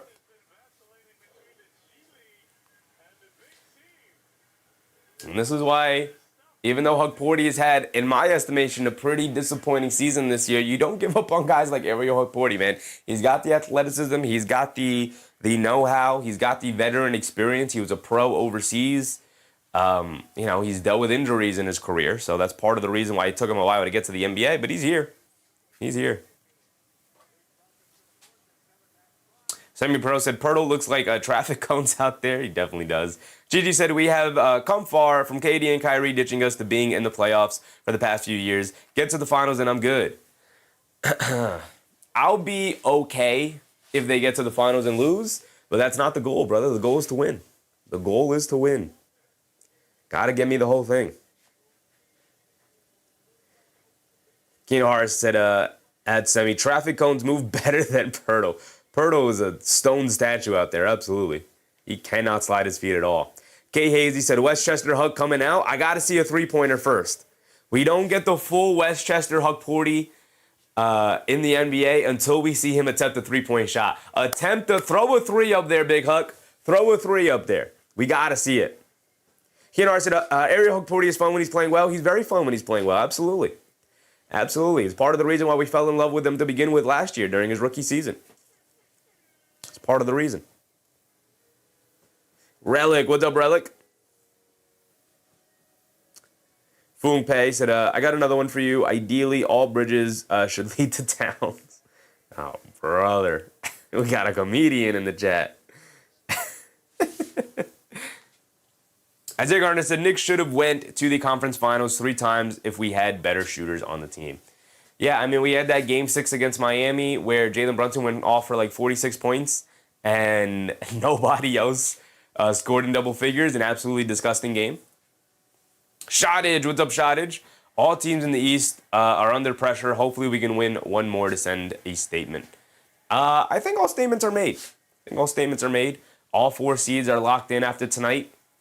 So the Knicks will be locked in as the 3. Boston locked in at the 2, setting up for a possible rematch in the second round between the 2 teams. Detroit has locked up the number 1 seed for a while. With the loss tonight, Cleveland is wrapping up the 4 seed so that they can ensure that they play the Detroit Pistons in the second round. That's going to be fun and interesting because Cleveland feels like they have the matchup advantage against Detroit, while Detroit obviously has had the 3rd best record in the NBA for a while. They've had the best record in the East for pretty much majority of the season. Semi-Pro said the playoffs are going to be on fire this year. Absolutely. George Jones, what's up, George Jones? All bridges leads to towns. Got me. Shout out Foong Pei. Shout out Foong Pei in the chat, man. George said Hookporty is a shot blocker. He can be. Can be. Here we go. We have Josh Hart and Mikal Bridges and Karl Anthony Towns back in the game. I don't want to see that. Bridges knocks down the... Not Bridges. Brandon Ingram knocks down the fall-away mid-range shot. Get the bench guys back in, man. Forgot to give Hookporty that slam on the break. Get the bench guys back in, Mike Brown. Alvarado bringing it down. We're under 8 minutes to go, y'all.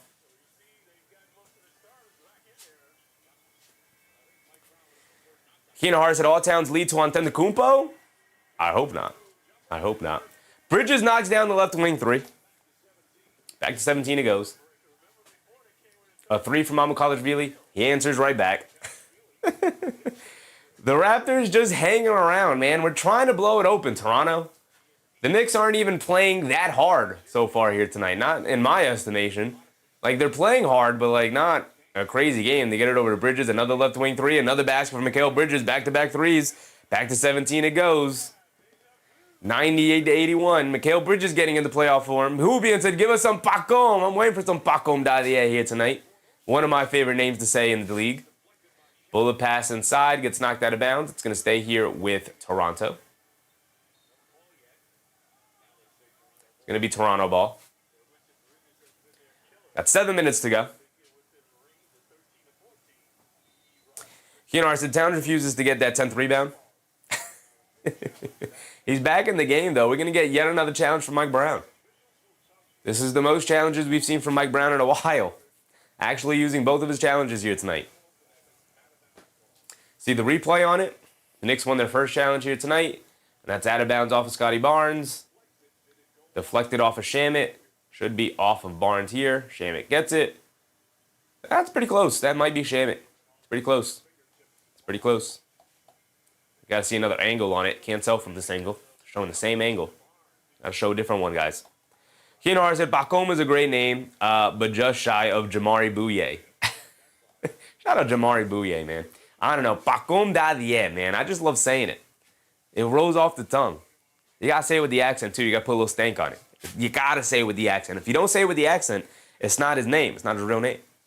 Lewis said, just relaxed, guys. Knicks all the way. Yeah, I'm not worried about the win or the loss here tonight. I just want to see our guys. I want to see our guys.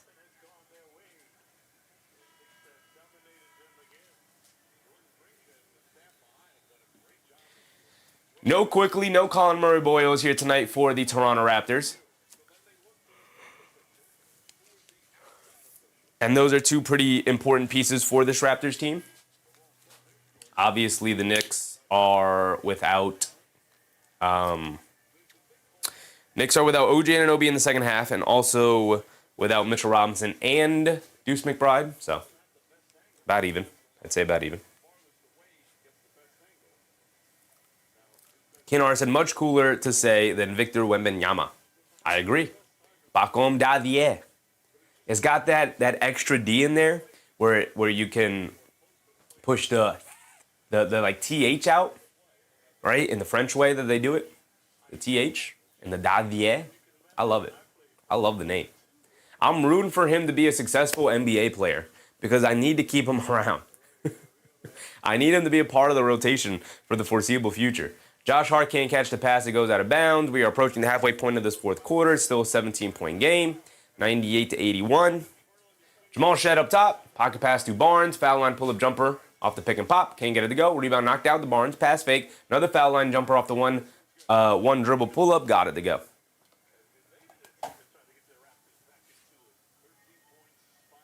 Kinar said the IER is the key.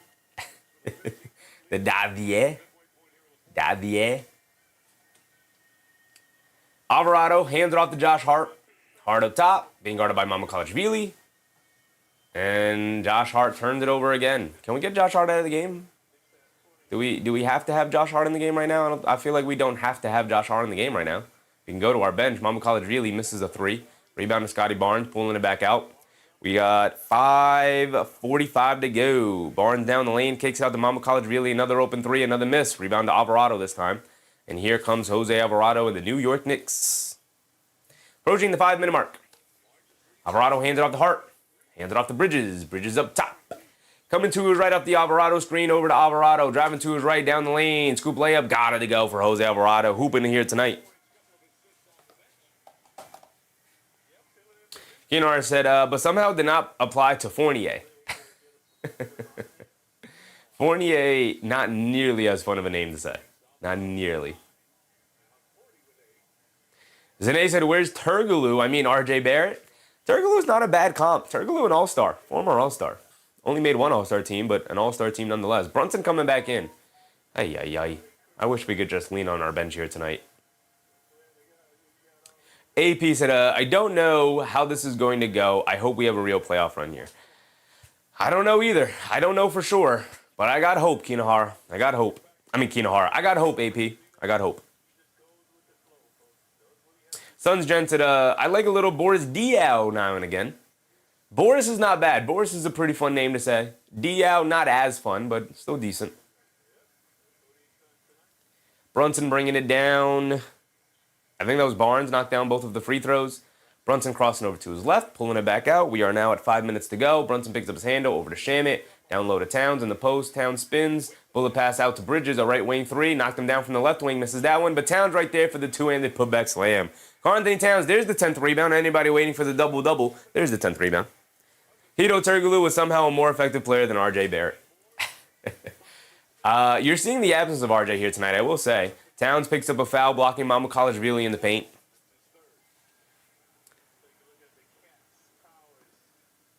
Boris Diaw was a really fun player. He was indeed. He was when he was on the Spurs. Outside of that, kind of a disappointment. Joe said, why are we bringing Brunson in the fourth quarter with 5 minutes? It's a 14-point game. Mamukelashvili knocks down the first free throw. 14-point game. That's why. Not out of the realm of possibility the Raptors could make a little bit of a run here. They didn't have to. Even if win, lose, or draw, leave the bench players in. Zane said, I know for sure Knicks in 5 against the Raps, Knicks in 6 against the Celtics, 7 on the Pistons, then 6 on the Thunder? I'll take it. I will take it. Mamukelashvili knocked down both of his free throws. Mamukelashvili has how many points tonight? 16 points tonight, 9 rebounds, 4 assists from Mamukelashvili, one of his better games this season. And of course it comes to the Knicks in their last matchup. Brunson coming to his right, pulling it back out. Dancing with it against Grady Dick, coming to his left off the Towns screen, pulls it out, tries to get over to Towns. Grady Dick jumps the passing lane, gets the steal all the way to the rim, lefty layup, got it to go. This wouldn't happen if we had the bench in the game. I'll just say it. AP said, when you update the March, you got to get Knicks colors. I'm dressed up for the Rangers game. I need some Knicks colors. Well, the colors of the channel are red and blue, so my outfit makes sense tonight for the channel. Kinar said, Wemby has exactly 20 minutes. Sheffy, nice call. Got to get to 20 minutes. And that is where they're going to leave him out so that he can get that last game in, and then they can rest him from the final game going into the playoffs with the bruised ribs. You don't want to mess around with the ribs. It's difficult to breathe, all of the things, yada, yada, yada. I'm sure they barely even used him tonight offensively and whatnot. I know he got his numbers. But you can look at the box scores. But, yeah. Get him to 20 minutes, get him out of there, let him rest. So he will win Defensive Player of the Year for the first time. First of likely many Defensive Player of the Years for Victor Wembanyama moving forward.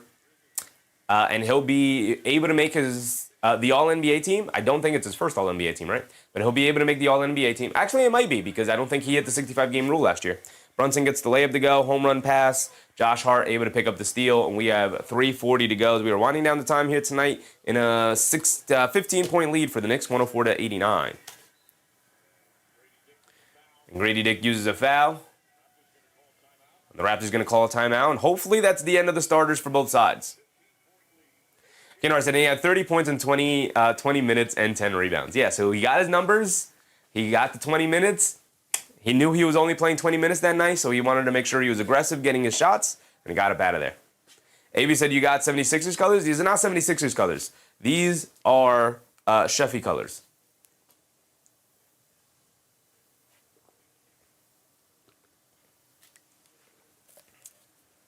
'76ers do not own red and blue. These are Sheffy colors. We're reclaiming them. The red and blue combination now belongs to the Sheffy channel.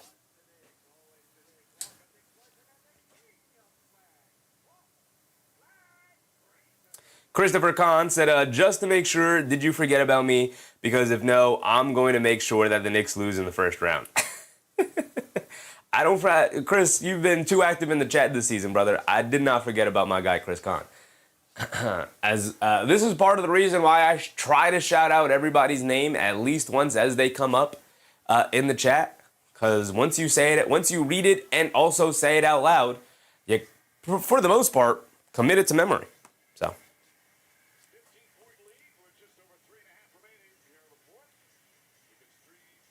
Queen said, I love the red and white better. We'll get to the red and white. We'll get to the white shirt. Although we're approaching the playoffs. Once we get to the playoffs, the outfits are coming back out. Especially for game one. Kiana Bryan. What's up, Kiana? Josh Hart's at the foul line for 2 free throws. Got 1 point tonight.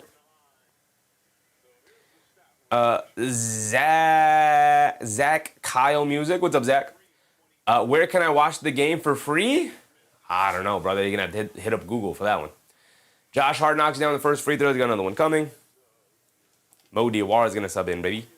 Get my guy Mo in there. We got Alvarado, Shamet, Hukporti, Mo Diawara, and Josh Hart remains in because he's at the foul line. AP said, got to give it to you. The clothes look real good in person. That really pops out. I want to rock the gear at the Garden, you know. Appreciate you, AP. Appreciate you, brother. Thank you for that. Thank you for that, man. Really do appreciate it. More stuff on the way. I got a lot more stuff planned, especially as we go into the offseason. I got some offseason content planned. I got some shorts ideas we could translate. My guy Pacom Dadier is in the game, y'all. Sorry. My guy Pacom is in the game. Yeah, so I got some ideas for off-season stuff I want to do. Got some ideas for videos, for shorts, for stuff like that to keep the content going as we go into the summer this year. Here we go. Josh Hart knocked down both of the free throws. Yes, indeed, he did. It is a 17-point game. Grady Dick down the lane, hands it off to Battle. Battle against Davier.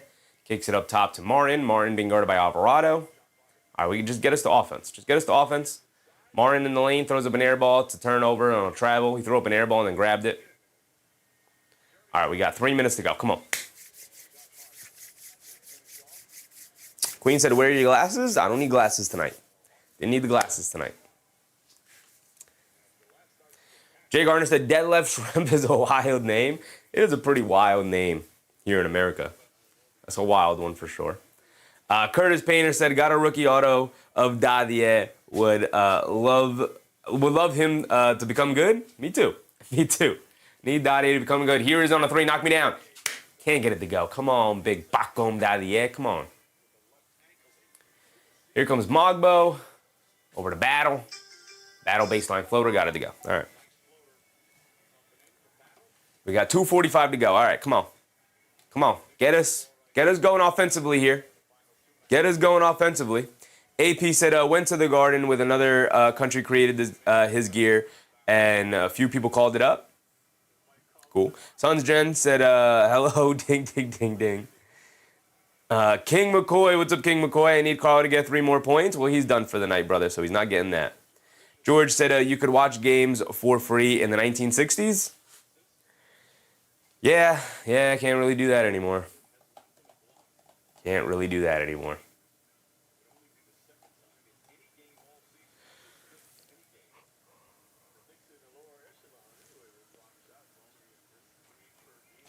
Alvarado knocks down the first free throw. The Knicks are in the bonus, so every foul will put him at the foul line. Trey Jemison is going to sub in. Trey Jemison in the game. Keanu said, I need 1 assist from Scottie, 6'7". Come on, brother. Are we memeing it up in the chat? We're too old to be memeing it up in the chat. So the Celtics' final score is 144-118. They lock up that 2 seed.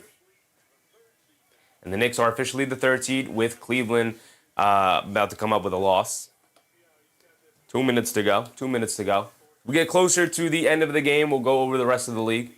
But we'll see how this continues to pan out. I want to keep an eye on our guys, Diawara and Dadier.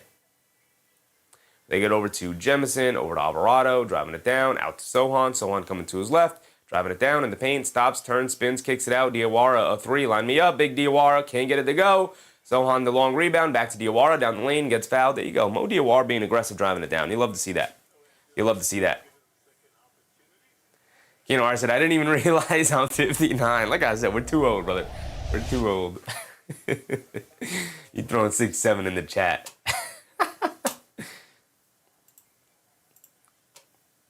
He said, cannot believe we allowed the Boston to win the division. Divisions don't matter, brother. Divisions don't matter. Diawara misses a free throw, though. Come on, big Diawara. All right, so the Magic did end up beating the Chicago Bulls here tonight. So they will be tied with the Raptors for that 6th seed, but the Raptors hold the tiebreaker, so they will be leading the they'll have the 6th seed because they own the tiebreaker. Bernard Johnson said, have a good night, everyone. See you on Sunday. Appreciate you guys. Sohan comes up with a steal in the backcourt, leaves it off for Dadier. He draws a foul. He's going to the foul line for 2.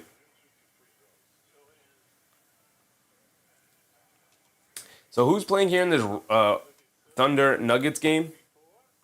Yeah, nobody. Nobody. They got Topic starting. Shout out Nikola Topic. Hooping out there, honestly. He does have three turnovers. McCain, Wiggins, Dort, and Carlson round out their starters. So they're not starting anybody. None of their starters. Oh, Lou Dort is starting. Lou Dort is a starter that's playing. But look at their bench. They're playing Peyton Sanford. Shout out Peyton Sanford. Don't know him. Shout out to him. Creations with the Creations. And then the Nuggets are also not playing anybody. They got Valanciunas, Hardaway, Jones, Brown, and Strawther in their starting lineup. Off the bench, they're playing David the Body Roddy, Jalen Pickett, KJ Simpson, Curtis Jones. I think OKC will find a way to pull this one out somehow. Tend to think they'll find a way to pull this one out. I think the Nuggets kind of want to lose here tonight. I think so.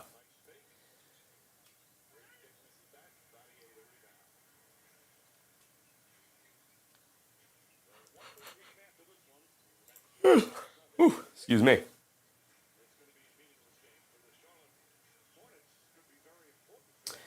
So as far as the games that have ended here tonight, we have the Pistons didn't end up beating the Charlotte Hornets, pulling away in that fourth quarter, 25-10 in the fourth quarter. The Charlotte Hornets got to figure out that fourth quarter, man.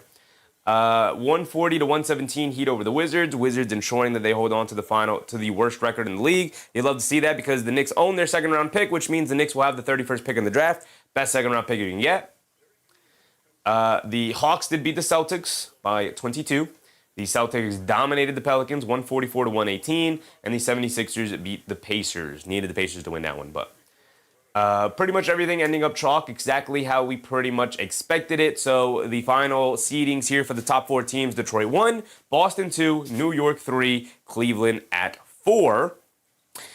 And then Atlanta has ensured that there'll be a top 6 seed, but they could still fall down to the 6th seed, but they will either end up playing the Cavs or the Knicks in that first round.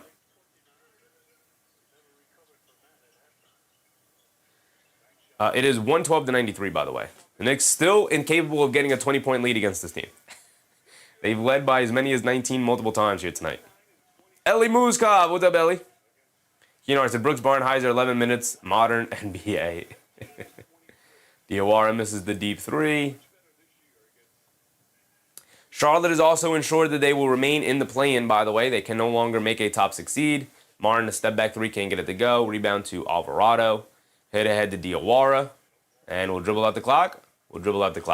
So that will end us here tonight. And Washington will ensure they have the worst pick in the league. 17 wins for Washington this season. You love to see it. Indiana sitting with the second worst record in the NBA. You hate to see that. Indiana got to get one more win on the final day. Got to get that last win, man. So that is going to wrap us up, y'all. Final score, 112-95. Who scored off the bench here? Dadier with 2 points on some free throws. Diawara had 3 points all off of free throws. Alvarado had a nice game off the bench, 12, 5, and 2. Cool. No need to really go over the final box score. The Knicks have clinched the 3 seed. They are setting themselves up on a date with the Boston Celtics, should they make it to the second round, obviously. But we will see. And as far as the schedule goes, guys, we made it.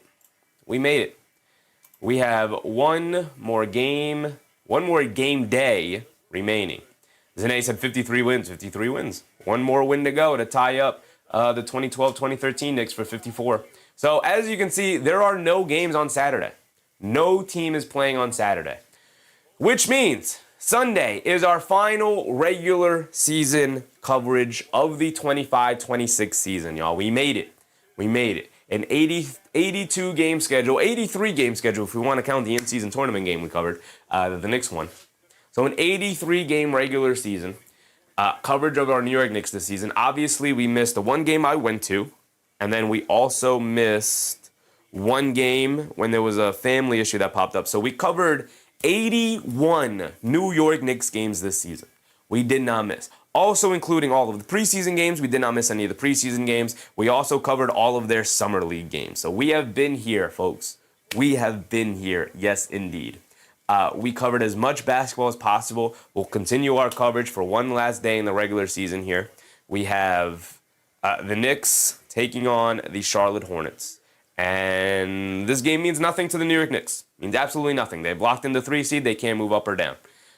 The only thing that is still left to be decided is who the Knicks will play in the first round. It'll end up being the 6th seed, so they don't have to wait for the play-in tournament to finish up. AP said, I'm sorry, I felt like it should have been 7 or 8 games better. January killed us. That 7-9, that 2-9 stretch over that 11-game span absolutely destroyed the New York Knicks. They should have been a 57 or 58 win team absolutely this season. Absolutely, AP, absolutely. Kay Hazy said, Mikal will play 10 seconds. They'll start the game. They'll have maybe one possession. Mikal Bridges will immediately foul, and they'll sub him out of the game to keep that Iron Man streak going. But outside of the Knicks games, guys, we covered games. We've covered at least, most weeks, we covered at least 7 games a week, right? We usually tried to get the doubleheaders in on the weekends. Even though we would take one of the days off, we would double up the following day to try to get double headers going. So as the playoffs continue to go on, obviously there'll be less games to cover going on through the playoffs until eventually we get to the NBA Finals where there will be one game that night. But we'll have some days off here as we come into the play-in. We'll have some days off as we go into the playoffs. But obviously, the first round will be a pretty helter-skelter between the East games and the West games. So we'll try to cover as many of the playoff games as possible, right? Obviously, we don't have to go looking at the schedule to be like, is there a good enough game to cover that night? We're in the playoffs. They're all good games, right? So we'll find the best ones we can do, and we will indeed try to cover as many playoff games as possible. Obviously, the Knicks take priority. We'll cover every single Knicks game during this championship run. Yes, we got to make sure we're prepared for the championship run. It's gonna be a beautiful, beautiful playoff run this season. No matter who wins the championship, the Knicks, no matter who wins the championship this season, it's going to be fun. We're going to document the whole thing. and we're going to cover as many games as possible. And I really can't wait for it. Zene said doubleheaders, as many games as possible. We might cover 2 games a night for the foreseeable future until we get to a point where we're going to burn ourselves out. We got to take a day off. But like I said, in the playoffs, every now and again, we'll have a day off here and there. So it's not going to be too strenuous as it is in the regular season where it's night after night after night after night. So the first round will be a little all over the place, but by the time we get to the second round and the conference finals, obviously the games start to slow down. It becomes an every other night kind of deal. So we made it. We made it. I don't mean to toot my own horn. This is a conversation we're going to have for tomorrow night as we fully celebrate the end of the regular season. Not tomorrow night, Sunday night, as we fully celebrate the end of the regular season. But not to toot my own horn, not to gas myself up, but I'm proud. I'm proud of what I was able to do, and I'm proud of what you guys have been able to build in terms of this community. Because again, I say it all the time, all I simply do is I set the room up and I hit the go live button. I don't do a good job advertising this channel. I don't do a good job of spreading the word out and the awareness out that what we're doing here, right? I'm not on social media. I'm not promoting myself. I'm not doing all these things. All I'm simply doing is hitting the go live button. If you guys want to hang out with me, I very much appreciate it. And you guys have shown out in a major way this season. We started this season, this is a conversation to have for Sunday night, and we will have the conversation again, but we started this season at 1,700 subscribers. 1,700. And as of tonight, we are like 80 subscribers away from 4,000. And it's not that the numbers truly matter to me, because they really don't. But what the growth this season has truly shown, we are at 3941. I just pulled it up. So we're 60 subscribers away. We'll be doing probably a doubleheader on Sunday, as we can only do a doubleheader because both conference games are going on at the same time. But it's been a long season. I've definitely felt it. And I'm proud that we stuck to our word. I did not take a day off despite me being tired. And that's not something that I could say in previous seasons. There were times where I was tired and I was like, you know what? I'm going to take the day off. Because, there were times where we had like 50 people in the stream. There were times where I was streaming to 20 people. There were times where we were streaming to, 40 people, to 100 people, to 120 people. This year, we're consistently, especially for Knicks games, streaming to over 400 people every night. And I appreciate you guys for that. Because like I said, you guys built the community. You guys have built it. All I did was put the foundation down, and you guys have built this thing up to 4,000 subscribers. So I appreciate you guys. Onwards and upwards. Obviously, season's not over yet. We got one more regular season night to get through as a community, and then we'll be off to the races for the championship run. So with that being said, I appreciate you guys. As always, shout out to all of the channel members, whether you were gifted a membership or you decided to become a member all on your own. I appreciate you guys nonetheless. And it's been a fun, entertaining season. So I appreciate you guys. Devin, appreciate you. Said Toronto in the first round, a dogfight against Celtics in the second round, and the Cavs in the Eastern Conference Finals. And if it's Denver or San Antonio, I think the Knicks have a good shot at the whole thing. It's well said, Devin. That is definitely the path forward for the New York Knicks. That is what is going to happen if they want to win it. And I appreciate you guys. Appreciate you, Devin, K. Hazy, George, Brian, and everybody. And with that being said, remember, first you for bed, stay hydrated, and I'll catch you guys on Sunday. Good night, everybody. Bye.